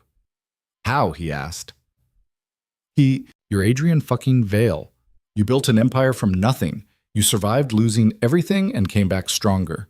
This is just another Tuesday for you. This is different. Tommy's got leverage, had leverage. The hostages are dead. There's nothing left to hold over you. He's got you. So protect me by winning, not by surrendering. Adrian was quiet. Then, if we do this, if we fight back, people will die. People are already dying. At least this way we choose who. That's not comforting. It's not supposed to be. It's supposed to be true. He stood, paced the small cell. She could see him thinking, recalculating, becoming something other than the broken man Tommy had created. What's the plan? He asked finally. I don't know. Dante said his people are ready to move, but they need a signal from you. A signal saying what? That you're still in this, that you haven't given up. How do I send that? She thought. Then, Tommy's watching us, right now, on those cameras. He's waiting for you to break completely. So don't. Tomorrow, when he comes for you, don't beg, don't plead. Make him understand that taking you down took his best shot, and you're still standing. That's suicide.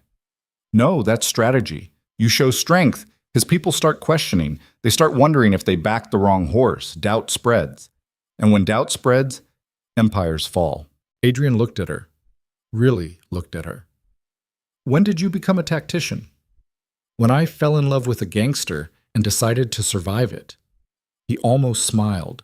Then he pulled her close, held her like she was the only solid thing in a world made of smoke. If this goes wrong, he started, it won't. But if it does, then we go down fighting, together, no regrets. He kissed her, not desperate this time, determined. Okay, he said, let's burn his empire down. Footsteps in the hallway. The patrol. Go, he said, before they see you. She unlocked the door, slipped out, locked it behind her. She made it back to her cell 30 seconds before the guard's flashlight swept past her door. She lay on the cot, heart pounding, and tried to believe her own words. They could do this. They could fight back. They could win. Or they could die trying. Either way, she was done being a victim. Morning came with the sound of boots on concrete. Her door opened. The guard gestured. Boss wants to see you. She followed him to the surveillance room. Tommy was there, watching the monitors. He didn't turn when she entered. Did you talk to him? He asked. Yes. And? He'll cooperate. Tommy turned. You're lying. I'm not. I watched the footage. Saw Dante slip you the key. Saw you go to Adrian's cell. Heard every word. He walked toward her. You really think I'm that stupid? Her mouth went dry. I let it happen, Tommy continued. Wanted to see what you'd do. Turns out you're a fighter. I respect that. But respect doesn't mean mercy. Tommy, he pulled a gun, pressed it to her forehead. Here's how this works. You're going to call Adrian. You're going to tell him you're being executed in 1 hour unless he publicly swears loyalty to me, on camera, in front of everyone. And if he refuses, I pull this trigger and make him watch the footage before I kill him too. He won't do it. He will, because you're the only thing he has left. Tommy handed her a phone. Call him now. She took the phone. Her hand shook so hard she almost dropped it. This was it. The moment everything collapsed. She could call Adrian, beg him to save her, watch him surrender everything, or she could refuse, die, and hope he survived long enough to finish what they'd started. She looked at Tommy, at the gun, at the cold certainty in his eyes. Then she made her choice. She threw the phone at his face. It hit him square in the nose. Blood sprayed. He stumbled back, cursing. She ran. Didn't know where she was going. Didn't have a plan. Just ran. Guards shouted. Boots pounded behind her. She turned a corner, hit a door, burst through into daylight. The compound, surrounded by fences. Nowhere to go, but she ran anyway. Made it 20 feet before they tackled her. She hit the ground hard, face in the dirt, hands wrenched behind her back, a knee in her spine, a gun to her head. Bring her back, Tommy's voice. Muffled, furious. They dragged her to her feet, marched her back inside, threw her into a room she hadn't seen before. It was empty except for a chair bolted to the floor. They forced her into it, zip-tied her wrists and ankles. Tommy walked in, holding a cloth to his bleeding nose. That was stupid, he said. Probably. You just signed your death warrant. I was dead anyway. At least this way I went out on my terms. He laughed. You've got guts. Shame I have to waste them. He pulled his gun. The door burst open. Gunfire, screaming, blood. Tommy went down, hole in his chest. The guards beside him dropped. Dante stood in the doorway, rifle in hand, smoke curling from the barrel. You're late, Lila said. Traffic was a bitch. He cut her zip ties. Can you walk? I can run. Good. We need to move. Tommy's men are regrouping. They ran, through hallways erupting in violence, men fighting men, gunfire echoing off concrete. Dante led her through the chaos, rifle up, clearing corners. They reached the armory. Dante handed her a gun. You know how to use this? Point and shoot? Close enough. Stay behind me. They pushed through. Outside the compound was a war zone. Loyalists fighting Tommy's crew, bodies on the ground, fire spreading from one of the barracks. Where's Adrian? Lila shouted over the noise. Cell block, Dante pointed. East side. They ran, made it halfway before someone shot Dante. He went down hard, blood spreading across his shoulder. Go, he yelled. Get Adrian. I'll hold them.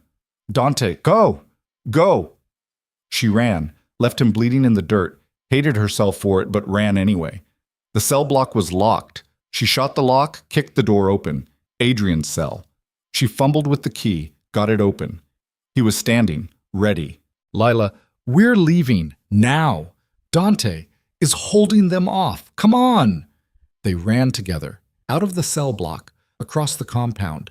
Bullets cracked past them. Someone screamed. Something exploded. Adrian grabbed a rifle from a dead guard, started returning fire. They fought their way to the gate.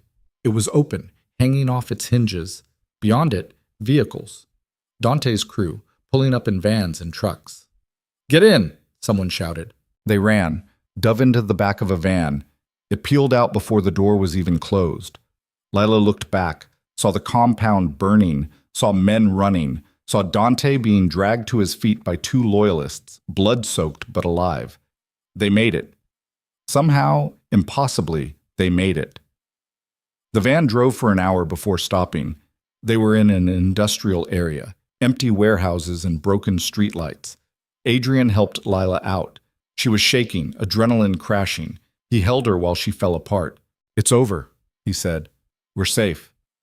Tommy, dead. Dante got him. Your organization. We'll figure it out. He pulled back, looked at her. You saved my life. Again. You saved mine first. That's not how I remember it. She laughed, or maybe cried. Hard to tell. Around them, men were regrouping, taking stock. Someone mentioned casualties. Someone else mentioned rebuilding. But Lila didn't care about any of that. She just held on to Adrian and let herself breathe. They'd survived, barely, bloodied, broken, but alive. And sometimes that was enough. The safe house was a gutted factory in Gary, Indiana, 40 minutes from Chicago, but a world away from the empire Adrian used to control.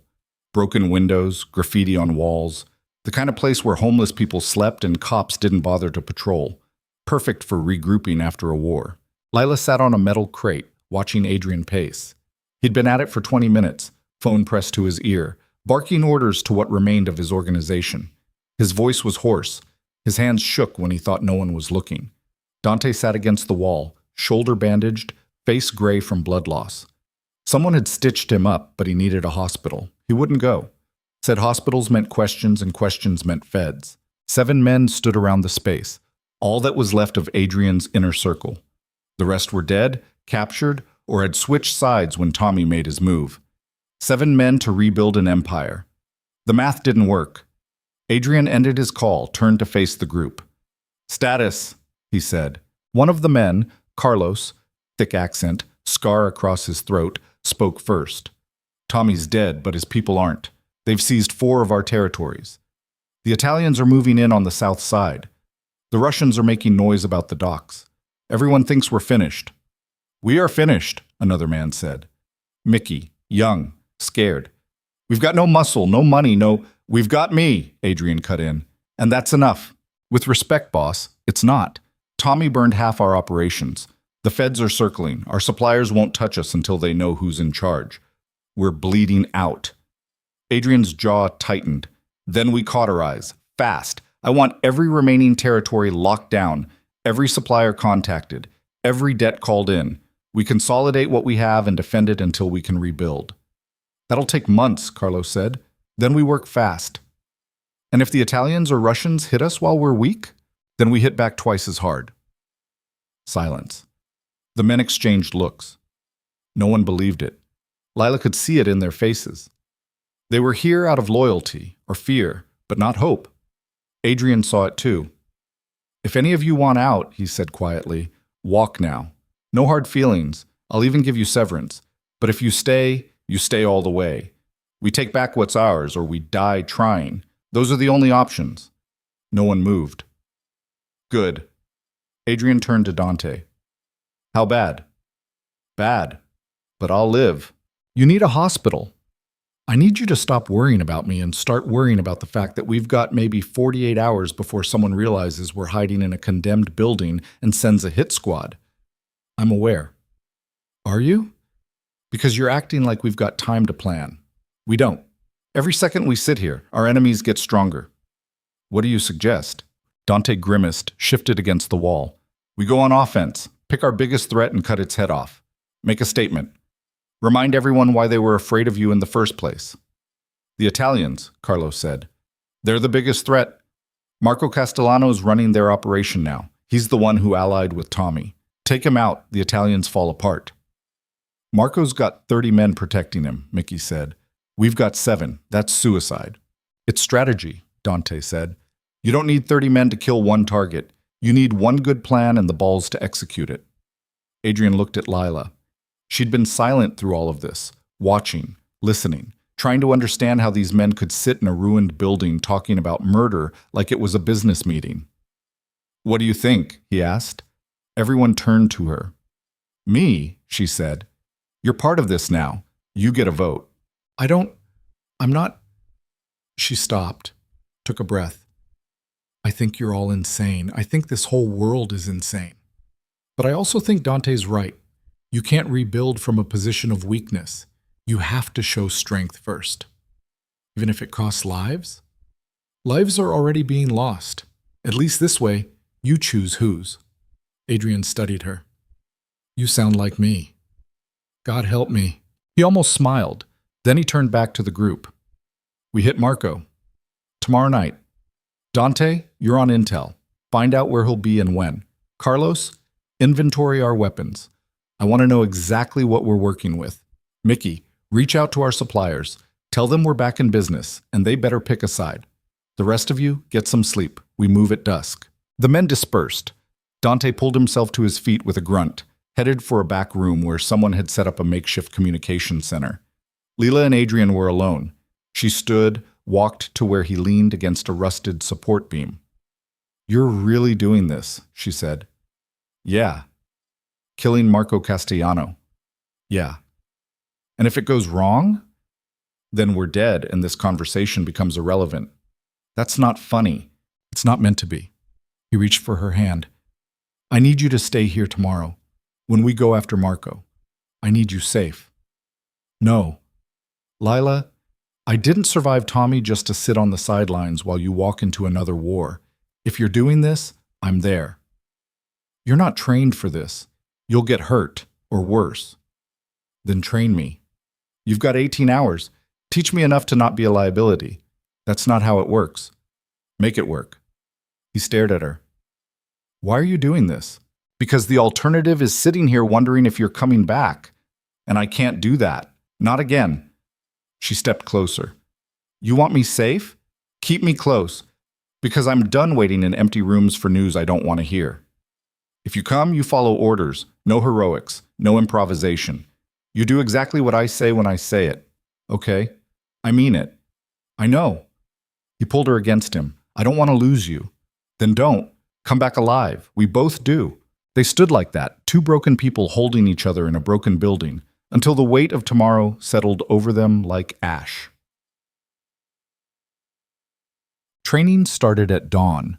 Adrian took her to the back of the factory where someone had cleared space. He handed her a gun, Glock 19, same as his. "This is the safety. This is the magazine release. This is how you rack the slide." He demonstrated. "Your turn." She fumbled through it, dropped the magazine twice. Adrian picked it up without comment, handed it back. Again. They drilled for an hour. Loading, unloading, aiming, breathing. By the end, her hands ached and she could field strip the weapon in under 30 seconds. "Good," Adrian said. "Now the hard part." He set up targets, cans on crates, paper tape to walls. Sight alignment, front post, center mass. Squeeze, don't pull, control your breathing. She fired. The recoil shocked her. The can didn't move. Again. She fired. Missed. Again. Fired. Missed. You're anticipating the recoil. Relax. Let it surprise you. She tried. Fired. The can jumped. There. Do that 9 more times. By noon, she could hit center mass at 15 feet. Not great, but good enough to not shoot Adrian in the back.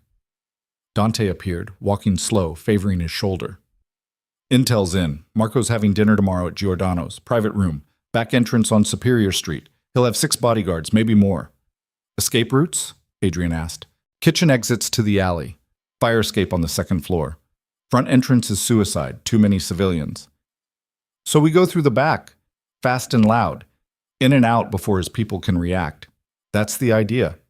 "What about police response time?" 4 minutes from the nearest station. We'll have maybe 3 before sirens." Adrian nodded. "Tight, but doable. We'll need a driver. Someone good. Mickey can drive. He's 22 and scared of his own shadow. He's also got the fastest hands I've ever seen behind a wheel, and he's loyal." "Fine. Mickey drives. You're staying here." "The hell I am. You've got 1 working arm and you're bleeding through your bandages. You're a liability. I'm the only one besides you who knows how to run this organization. If you die and I'm not there to take over, this whole thing collapses." "If I die, it collapses anyway." "Then don't die." They stared at each other. 2 stubborn men refusing to blink. "You stay in the car," Adrian said finally. "You don't come inside. You coordinate from the vehicle and you're ready to drive if it goes bad." "Deal." Adrian turned to Lila. "Same goes for you. You stay with Dante and Mickey in the car. Your backup, nothing more." "What if you need help inside?" "I won't.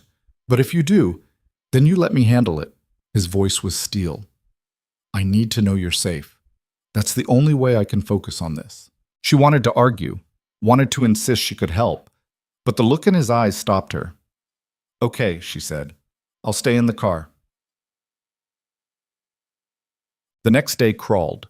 Lila couldn't eat, couldn't sleep. Just sat on her crate cleaning and re-cleaning her gun until Adrian took it away and told her to stop before she wore out the barrel. At 5 p.m., they started gearing up. Kevlar vests, spare magazines, radios. Adrian moved through the checklist with mechanical precision. Carlos and 2 others, Frank and Javier, would go inside with him. 4 men against 6 bodyguards plus Marco. Not good odds, but better than nothing. Dante briefed them on the layout. Back door leads to a hallway. Private room is second on the left. 1 exit besides the way you came in, through the kitchen. Marco sits with his back to the wall, always. You'll have to approach from the door. He'll see you coming. So we don't give him time to react, Adrian said. We go in shooting. What about civilians? Lila asked. Everyone looked at her. It's a restaurant, she continued. What if there are people in the hallway, in the kitchen? There won't be, Adrian said. Marco rents the whole back section when he eats there. It's just him and his crew. But if there won't be. Adrian, Lila. He took her shoulders. I know this feels wrong. I know you want to believe there's a clean way to do this, but there isn't.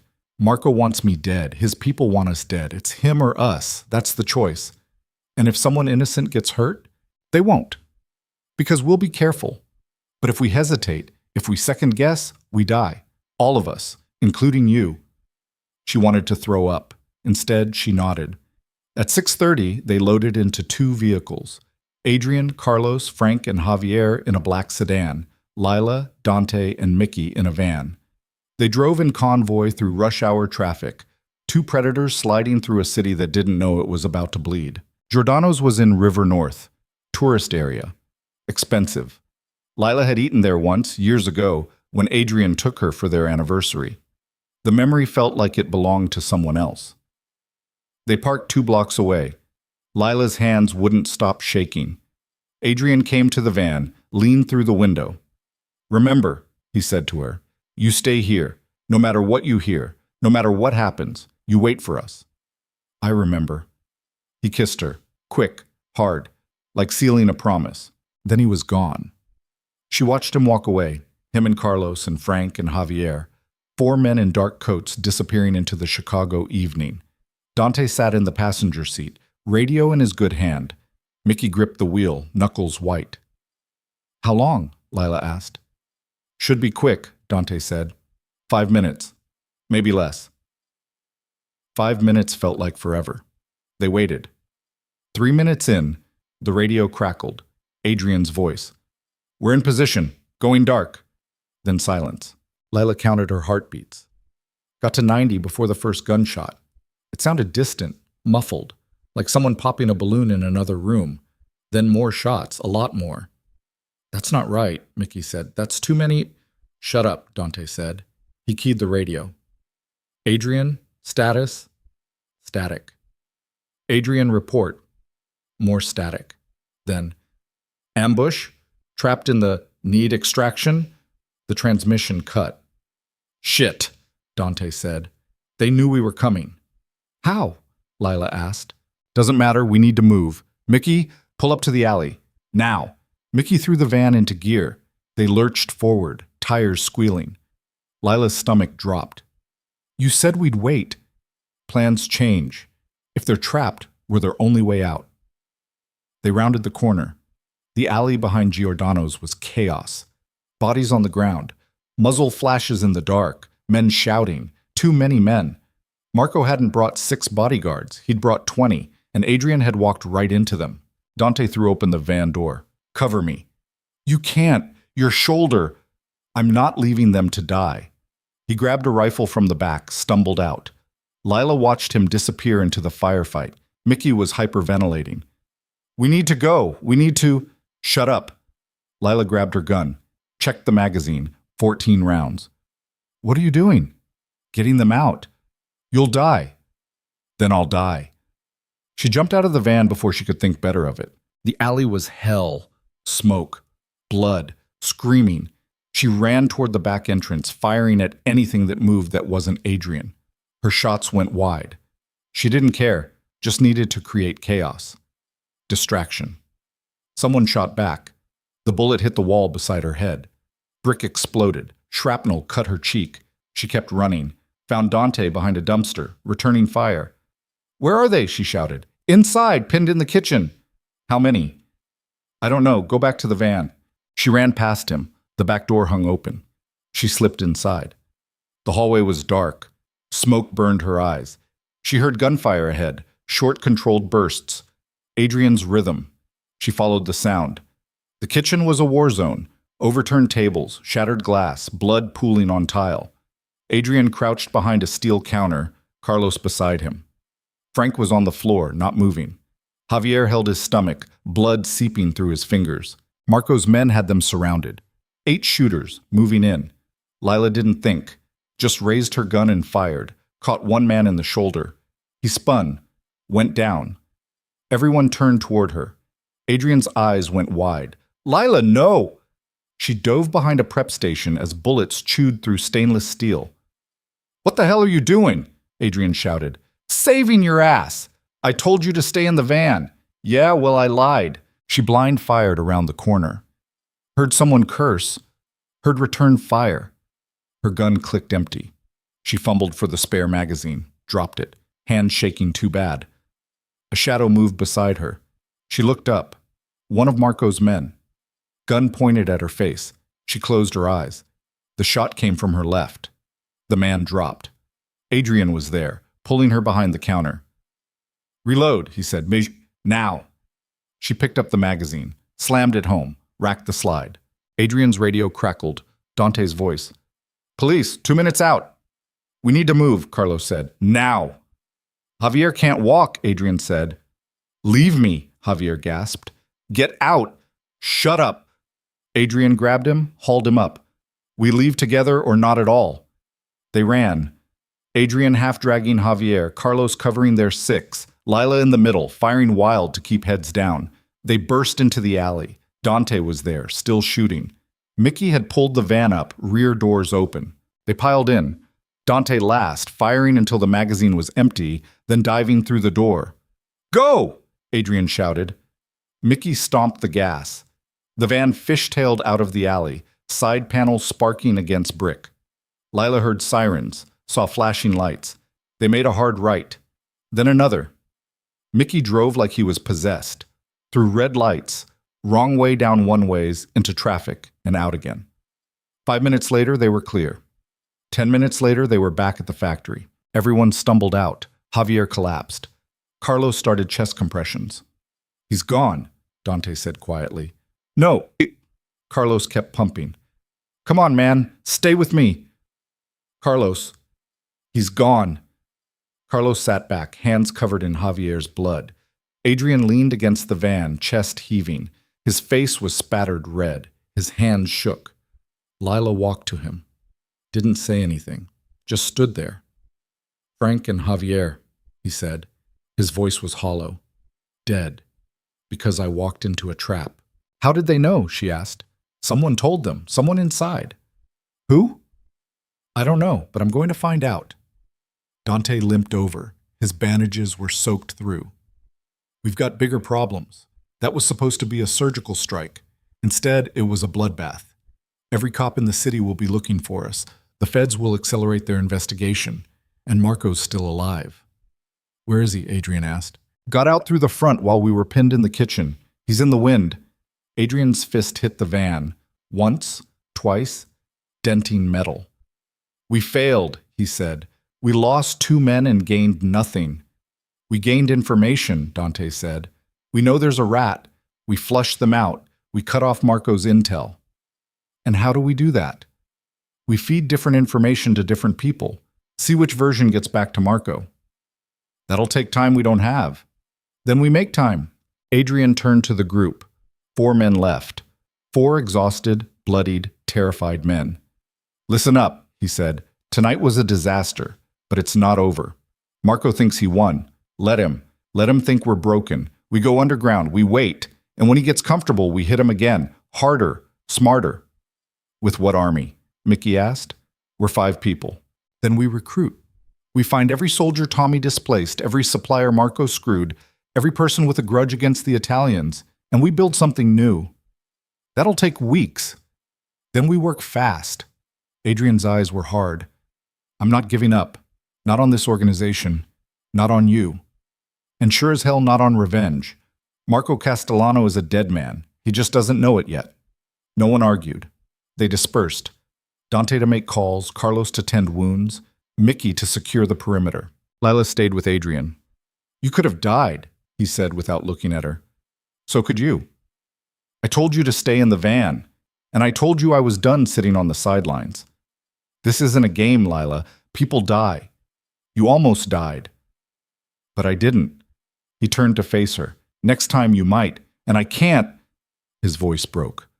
I can't lose you. Not like Emma. Not like everyone else I've ever cared about. She took his face in her hands. Then let me fight. Let me be part of this. Because trying to protect me by pushing me away doesn't work. It just makes us both miserable. I'm trying to keep you safe. I don't need safe. I need you. Alive. Fighting. Winning. She kissed him. Tasted smoke and blood. We do this together or not at all. He pulled her close. Held her like she might disappear. Together, he whispered. They spent the next 2 days rebuilding. Dante's contacts came through. Soldiers Tommy had cast aside. Suppliers Marco had muscled out. Low-level operators looking for new management. By the third day, they had 15 people. Not an army, but a start. Adrian drilled them. Weapons, tactics, discipline. He was relentless. Brutal. Turning civilians into soldiers in 72 hours. Lila trained with them. Adrian stopped trying to keep her separate. If she was going to be part of this, she needed to be ready. On the fourth day, Dante came through with actionable intel. Marco's moving a shipment, he said. They were gathered in the factory's main room. Guns, coming in through the port of Chicago. He's using it to arm his people for a push into our territory. When? Adrian asked. Tomorrow night, 11 p.m. How many men guarding it? 12, maybe 15. And we've got 18, if we pull everyone. Adrian looked at the map Dante had spread on a table. The port, the warehouse, access roads. We hit them at the warehouse, he said. After the shipment arrives, but before they distribute it. We take the guns, kill anyone who fights back, and send Marco a message he can't ignore. What message? Carlos asked. That we're not broken. We're hungry. Plans were made, positions assigned. Lila was given a rifle and told to cover the east entrance. She didn't argue. That night she couldn't sleep. She lay on a cot in the corner, listening to men snore and whisper prayers. Adrian was still awake, sitting by a window, staring at nothing. She went to him. You should rest, she said. Can't. Why? Because every time I close my eyes, I see Frank and Javier, and Emma, and everyone I've failed. She sat beside him. You didn't fail them. I led them into a trap. That's failing. You also got most of them out. That's winning. Doesn't feel like it. She took his hand. Tomorrow, we take the shipment. We hurt Marco. We start taking back what's yours. That's not failing. That's fighting. And if we lose, then we lose together. He looked at her. You know you don't have to do this. You could walk away, right now. I'd understand. I know. So why don't you? Because somewhere between the hospital and the warehouse and tonight, I stopped being the woman who sits home waiting. I became the woman who fights, and I don't know how to go back. Is that what you want? To go back? She thought about it, about her old life, her quiet apartment, her safe job, her walls built high to keep the pain out. No, she said. I don't. He kissed her, slow, tender. Nothing like the desperate kisses they'd shared before. This one felt like a promise. After tomorrow, he said. After we take the shipment, I want to show you something. What? The house. The one with the nursery. I want to take you there. Just us. No war. No blood. Just us. Like a date? Like a future. She wanted to believe that was possible. Okay, she said. After tomorrow. They sat together until dawn broke. Then they armed themselves for war. The port of Chicago smelled like diesel and dead fish. Lila crouched behind a shipping container, rifle across her lap, watching the warehouse. 11 p.m. Marco's truck had arrived 10 minutes ago. Men were unloading crates. Adrian's voice came through her earpiece. "Everyone in position?" A chorus of affirmatives. "Wait for my signal. No one moves until I say." Lila's heart pounded. Her palms were slick with sweat despite the cold. She'd fired a gun in anger before. But this was different. This was planned, premeditated. This was murder. She pushed the thought away. Adrian's signal came. Now. They hit the warehouse from 3 sides. Lila stayed at her position, rifle up, covering the east door like Adrian had ordered. Gunfire erupted inside, shouting, screaming. A man burst through her door running. She aimed, hesitated. He saw her, raised his gun. She fired, hit him in the chest. He went down. She stared at the body, at the blood spreading across concrete. She'd killed someone. More men came through the door. She fired. Again. Again. Muscle memory taking over. Survival instinct. Bodies dropped. Inside, the shooting intensified, then slowed, then stopped. Adrian's voice. "Clear. Warehouse secure." Lila lowered her rifle. Her hands wouldn't stop shaking. Someone grabbed her shoulder. She spun, gun up. Carlos. "Easy. It's over." "Is Adrian?" "He's fine. Come on." Inside the warehouse, Adrian's people were securing the shipment. Crates of weapons, enough to arm 50 men. Marco's crew was dead, all 15 of them. Adrian saw Lila cross to her. "You okay?" "I killed them." "I know. 3 men. I killed 3 men. They would have killed you." "I know, but I still—" She bent over, thought she might vomit. Adrian held her hair back. "Breathe. Just breathe." She did. Eventually the nausea passed. "I'm okay," she said. "You sure?" "No, but I will be."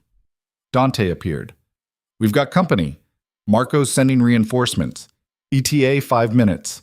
Load the trucks," Adrian said. "Everything. We move now." They worked fast, crates into vehicles, bodies left where they fell. They were pulling out when headlights appeared. 4 cars. Coming fast. "Go!" Adrian shouted. "I'll hold them." "No!" Lila grabbed him. "Together, remember?" He looked at her, then nodded. They ran for the last truck. Bullets pinged off metal. They dove into the back. The truck peeled out. Behind them, Marco's men gave chase. "Faster!" Dante shouted. Mickey drove like the devil was chasing them. Because he was. They lost 2 cars at the expressway. The other 2 stayed close. "We can't outrun them," Carlos said. Then we stopped running. Adrian grabbed a rifle, kicked open the back door. Wind roared in. The pursuing cars swerved. Adrian aimed, fired. The lead car's windshield shattered. It spun out, crashed into a guardrail. The second car accelerated. Lila grabbed another rifle, aimed at the driver, hesitated. "Lila!" Adrian shouted. "Now!" She fired, missed, fired again, hit the tire. The car wobbled, fishtailed, flipped. Adrian slammed the door shut. "Clear!" They drove in silence for 10 minutes, then 20. Finally stopped at the factory. Unloaded the weapons, counted losses, 2 wounded, none dead. They'd won. Adrian gathered everyone. "Tonight, we sent a message. Marco Castellano thought we were broken. Tonight we proved him wrong. This is just the beginning. We keep hitting him, keep taking what's his, until he's got nothing left, and we've got everything." The men cheered. Lila didn't. She just stared at her hands, still shaking, still covered in someone else's blood. Adrian came to her after everyone dispersed. "You did good," he said. "I killed people. You survived. That's what matters." "Is it? Because I don't feel like I survived. I feel like I died and someone else is wearing my skin." He pulled her close. "That feeling goes away. Eventually." "Does it?" He didn't answer because they both knew the truth. It didn't go away. You just learned to live with it. Bacham. 3 days later, Adrian kept his promise. They drove to the cottage, just the 2 of them. No guards, no war. Inside, the house was exactly as Lila remembered. Yellow nursery, rocking chair, books on shelves. Adrian led her to the bedroom. On the nightstand was a small box. He opened it. Inside was a ring. The same ring he'd given her years ago when they got married. Simple gold band. "I kept it," he said, "all this time. Didn't know why. But now I do. He knelt. Lila Brennan, I'm not the man you married. I'm worse in some ways, better in others. But I love you. I've always loved you. And I want to spend whatever time I have left making up for the years I wasted running from you. Tears streamed down her face. This won't be easy, he continued. There's still a war, still enemies, still blood. But if you'll have me, if you'll marry me again, I swear I'll fight every day to be worthy of you. She looked at the ring, at the man holding it, at the future they might have if they survived. Yes, she whispered. He slid the ring onto her finger. They made love in the bed they'd never shared, in the house built for a family that never was. And for one night, they pretended the war was over. But morning came, and with it, a phone call. Dante's voice. Urgent. We've got a problem. Marco's called a sit-down, wants to meet, tonight, says he's ready to negotiate. It's a trap, Adrian said. Probably, but if we don't show, he'll see it as weakness, and we can't afford that. Adrian looked at Lila. She saw the question in his eyes. We go, she said. Together. He nodded, spoke into the phone. Tell him I'll be there with my fiancé. He wants to talk? We'll talk, but we come armed. Understood. They drove back to the city, to the final confrontation, to the moment that would decide everything, because wars didn't end with negotiations. They ended with blood. The meeting was set for midnight at Navy Pier, a location chosen for its openness. No ambushes, no hidden gunmen, just two men and their crews standing face to face under the Chicago sky. Adrian didn't believe it for a second. They arrived 30 minutes early. Dante coordinated from a vehicle 2 blocks back, still recovering but functional. Carlos and 3 others spread out along the pier, watching angles. Mickey stayed with the cars, engines running. Lila stood beside Adrian, the weight of the Glock tucked into her waistband, a constant reminder of how far she'd fallen. Or risen. She couldn't tell anymore. You don't have to be here, Adrian said for the 3rd time. I know. If this goes bad, then it goes bad. We've had this conversation. He looked at her. The ring on her finger caught the light from the street lamps. I meant what I said. At the house. About deserving you. I know. I'm going to try. Every day. To be better. I know that too. He kissed her forehead. Stay behind me. If shooting starts, you run. Understood? She didn't answer. They both knew she wouldn't run. At 11:58, headlights appeared. 3 black SUVs rolled onto the pier, stopped 50 feet away. Doors opened. Marco Castellano stepped out. He was shorter than Lila expected. 50s. Graying hair slicked back. Expensive suit. Diamond pinky ring that caught the light. He moved with the confidence of a man who'd never lost a fight. 6 bodyguards flanked him, armed, alert. Marco walked forward, stopped 20 feet from Adrian. Vale, he said, voice like gravel in a blender. Castellano, you've been busy, my shipment, my men. You're making this personal. You made it personal when you allied with Tommy. Business decision, nothing personal. You helped him set a trap that killed my people. Marco shrugged. Casualties of war. You'd have done the same. Maybe, but I wouldn't have pretended it was a peace negotiation. Is that what you think this is? A trap? Isn't it? Marco smiled. No, this is me offering you a way out. You're beaten, Vale. Your organization's in shambles. Your territories are bleeding. Your people are scared. You've got maybe 20 soldiers left. I've got 200. The math doesn't work in your favor. And yet here you are, offering terms. If I was really beaten, you'd have just killed me. True. But killing you creates a power vacuum. Someone else steps up. The violence continues. Bad for business. So instead, I'm offering you a deal. You step down, publicly. You hand over your remaining territories. In exchange, I let you live. You and your people. You get to walk away. Retire. Disappear. Live whatever life you've got left. And if I refuse, then I bury you, along with everyone you care about. Marco's eyes flicked to Lila. Including her. Adrian's jaw tightened. You threaten her again, negotiations over. It's not a threat. It's a fact. You keep fighting, she dies. Maybe not today. Maybe not tomorrow. But eventually, someone's bullet finds her. Is that what you want? Her blood on your conscience? Another ghost to keep you up at night? Lila felt Adrian's hand twitch toward his gun.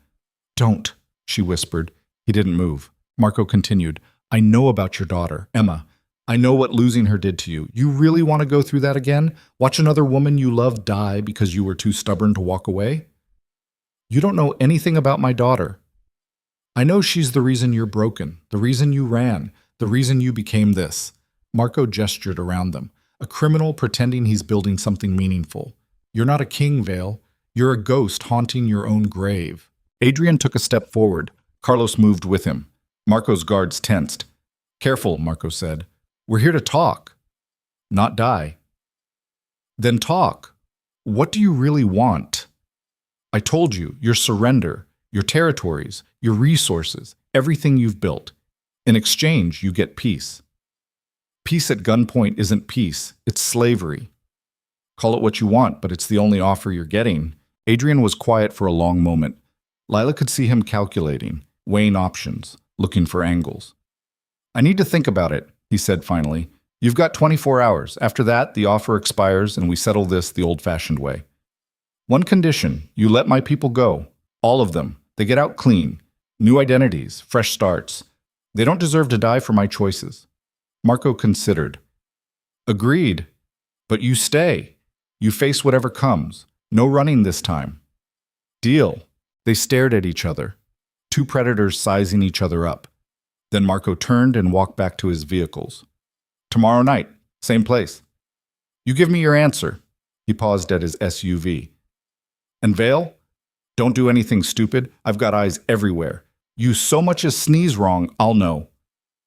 The SUVs pulled away. Adrian's people emerged from the shadows. Dante's voice crackled over the radio. That went better than expected. He's planning something, Adrian said. No way he's letting us walk. Agreed, Carlos said. But what? I don't know. But we've got 24 hours to figure it out. They drove back to the factory. Inside, Adrian paced while Lila sat on her crate, watching him think. You're not actually considering his offer, she said. I'm considering everything. Adrian, if I surrender, you live. Everyone lives. That's worth considering. And then what? We hide for the rest of our lives? Always looking over our shoulders? Waiting for Marco to decide we're too risky to keep alive? Maybe, but you'd be alive. That's not living, that's just breathing. He stopped pacing. What do you want me to do, Lila? Keep fighting until we're all dead? Because that's where this is headed. Marco's right. We're outgunned, outmanned, out of options. The smart play is to walk away. When have you ever made the smart play? Maybe it's time to start. She stood, cross to him. You don't mean that. You're scared. I get it. I'm scared too. But you don't build what you built, good and bad, by being smart. You built it by being stubborn, by refusing to quit even when quitting made sense. That's who you are. Don't lose that now. I lost that the day Emma died. No, you buried it, but it's still there. I've seen it. In the warehouse, at the port, every time you chose to fight instead of run. You're not a ghost, Adrian. You're a survivor. So survive. Find a way to win. He looked at her. There might not be a way. Then make one. Dante limped into the room. We've got a problem. Just got word. Marco's people hit 3 of our remaining safe houses. Killed everyone inside. Adrian's face went white. When? While we were at the pier, he was buying time, thinning our numbers. How many dead? 8, including some civilians who were in the wrong place. Lila felt sick. Lied. About the truce, about everything. Of course he did, Dante said. He's a Castellano. Lying's in the DNA. Adrian's hands curled into fists. How many people do we have left? 12, counting us. Weapons? What we took from the port. Maybe 100 guns, limited ammunition. Safe houses? This one. And maybe 2 others if Marco hasn't found them yet. Adrian leaned against the wall, closed his eyes. We're finished. Not yet, Dante said. We've still got one advantage. What's that? Marco thinks he's won. He's getting cocky, sloppy. If we hit him tonight, before he expects it, we might catch him off guard. With 12 people against 200? We don't need to fight all 200. We just need to kill him. Cut the head off the snake. Where is he? Holed up in his compound in Oak Park. 40 men guarding him, maybe more. That's suicide. So is waiting here for him to pick us off one by one. Dante met Adrian's eyes. We're dead either way. At least this way we go down swinging. Carlos spoke up. I'm in, whatever you decide. The others murmured agreement. Adrian looked at Lila.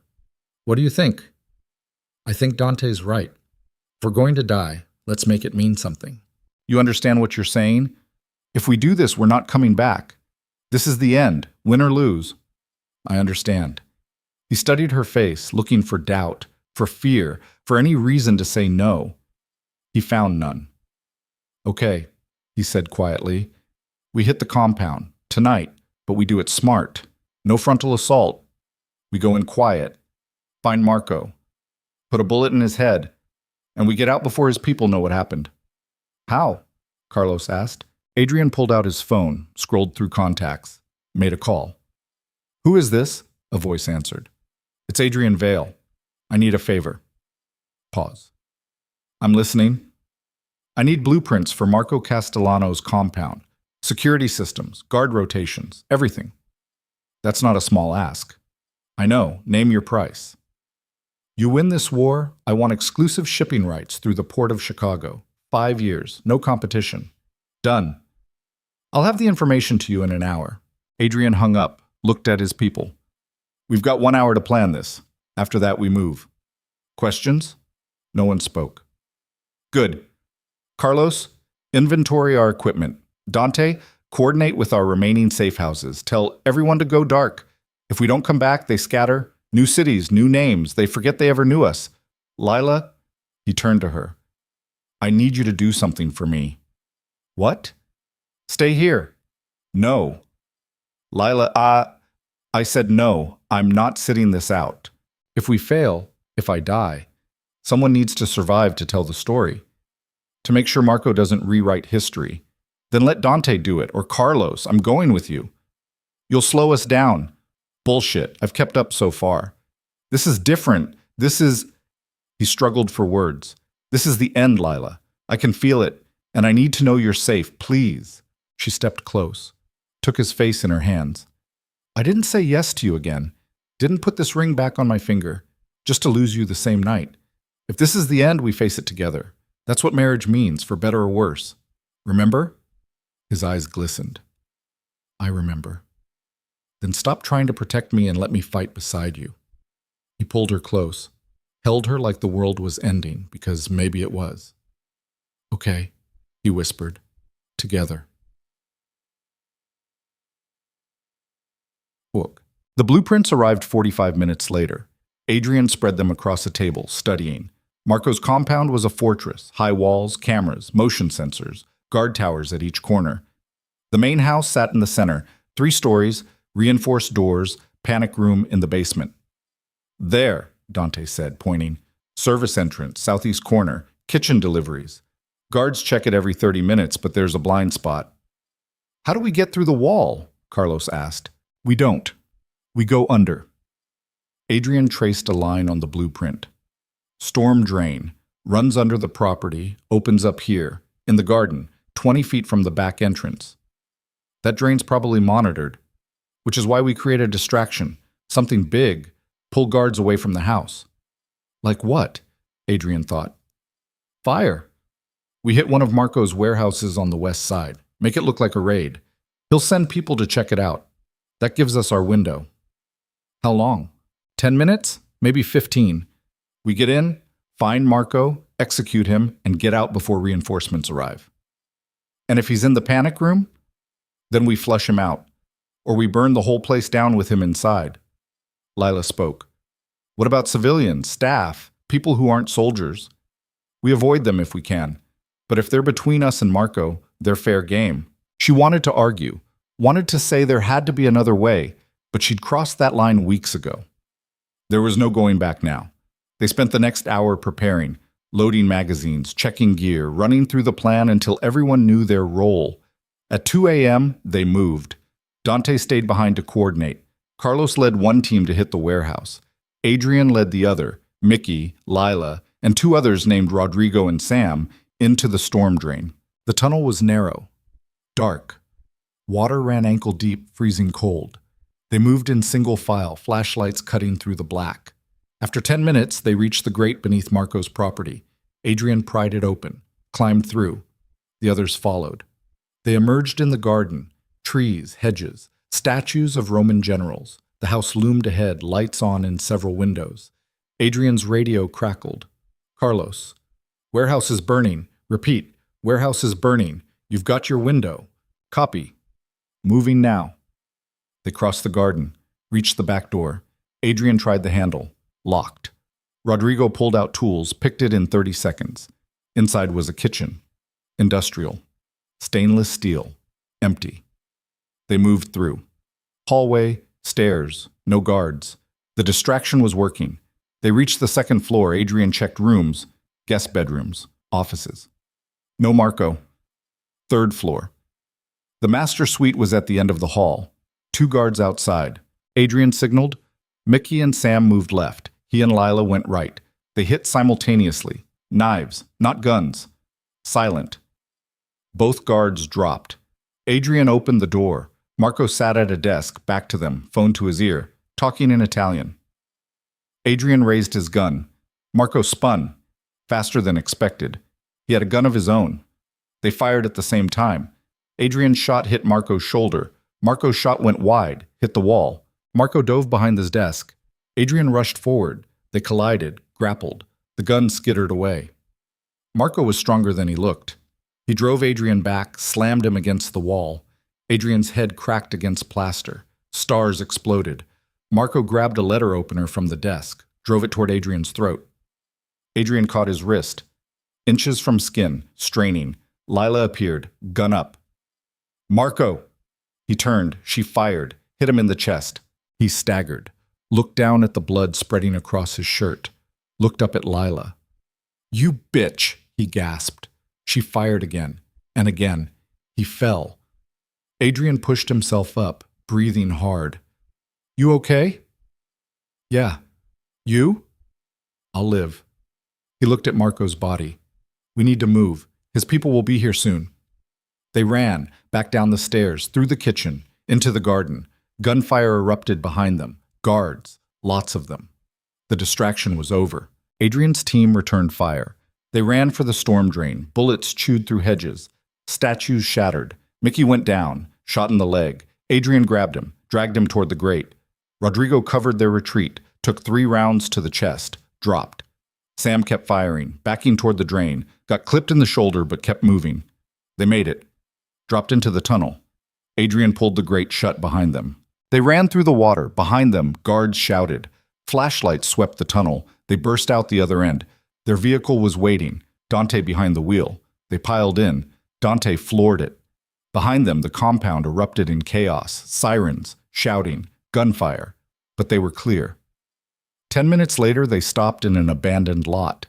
Mickey was bleeding out. Sam tried to stop it, but the leg wound was too deep. Artery hit. Leave me, Mickey said. Get out of here. No, Adrian said. I'm dead anyway. Don't waste time. Shut up. Adrian pressed harder on the wound, but the blood kept coming. Mickey grabbed his hand. Tell my mom. Tell her I tried. Then his eyes went empty. Adrian sat back, covered in blood, another ghost to haunt him. Lila pulled him away. We have to go. They drove back to the factory. Inside, Dante was waiting. Marco? He asked. Dead, Adrian said. But we lost Rodrigo and Mickey. Sam? He'll make it. Shoulder wound. Dante nodded. Then it's over. The war. We won. No one celebrated. They sat in silence, exhausted, broken, alive. Basate. Dawn came cold and gray. Lila stood outside the factory watching the sun rise over the city. Adrian found her there. Couldn't sleep? He asked. Didn't try. He stood beside her. I keep waiting to feel something. Relief, victory, anything, but I'm just empty. That's normal. After. Is it? I don't know. I've never killed someone before yesterday. He looked at her. You saved my life. I know. I'm sorry you had to do that. I'm not. He would have killed you, then me, then everyone we care about. I'd do it again. That's what scares me. Why? Because you're becoming like me. Hard, cold, willing to do terrible things for the right reasons.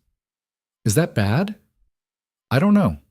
But I know it changes you, and I don't want you to wake up one day and realize you've turned into someone you don't recognize. She took his hand. Then we help each other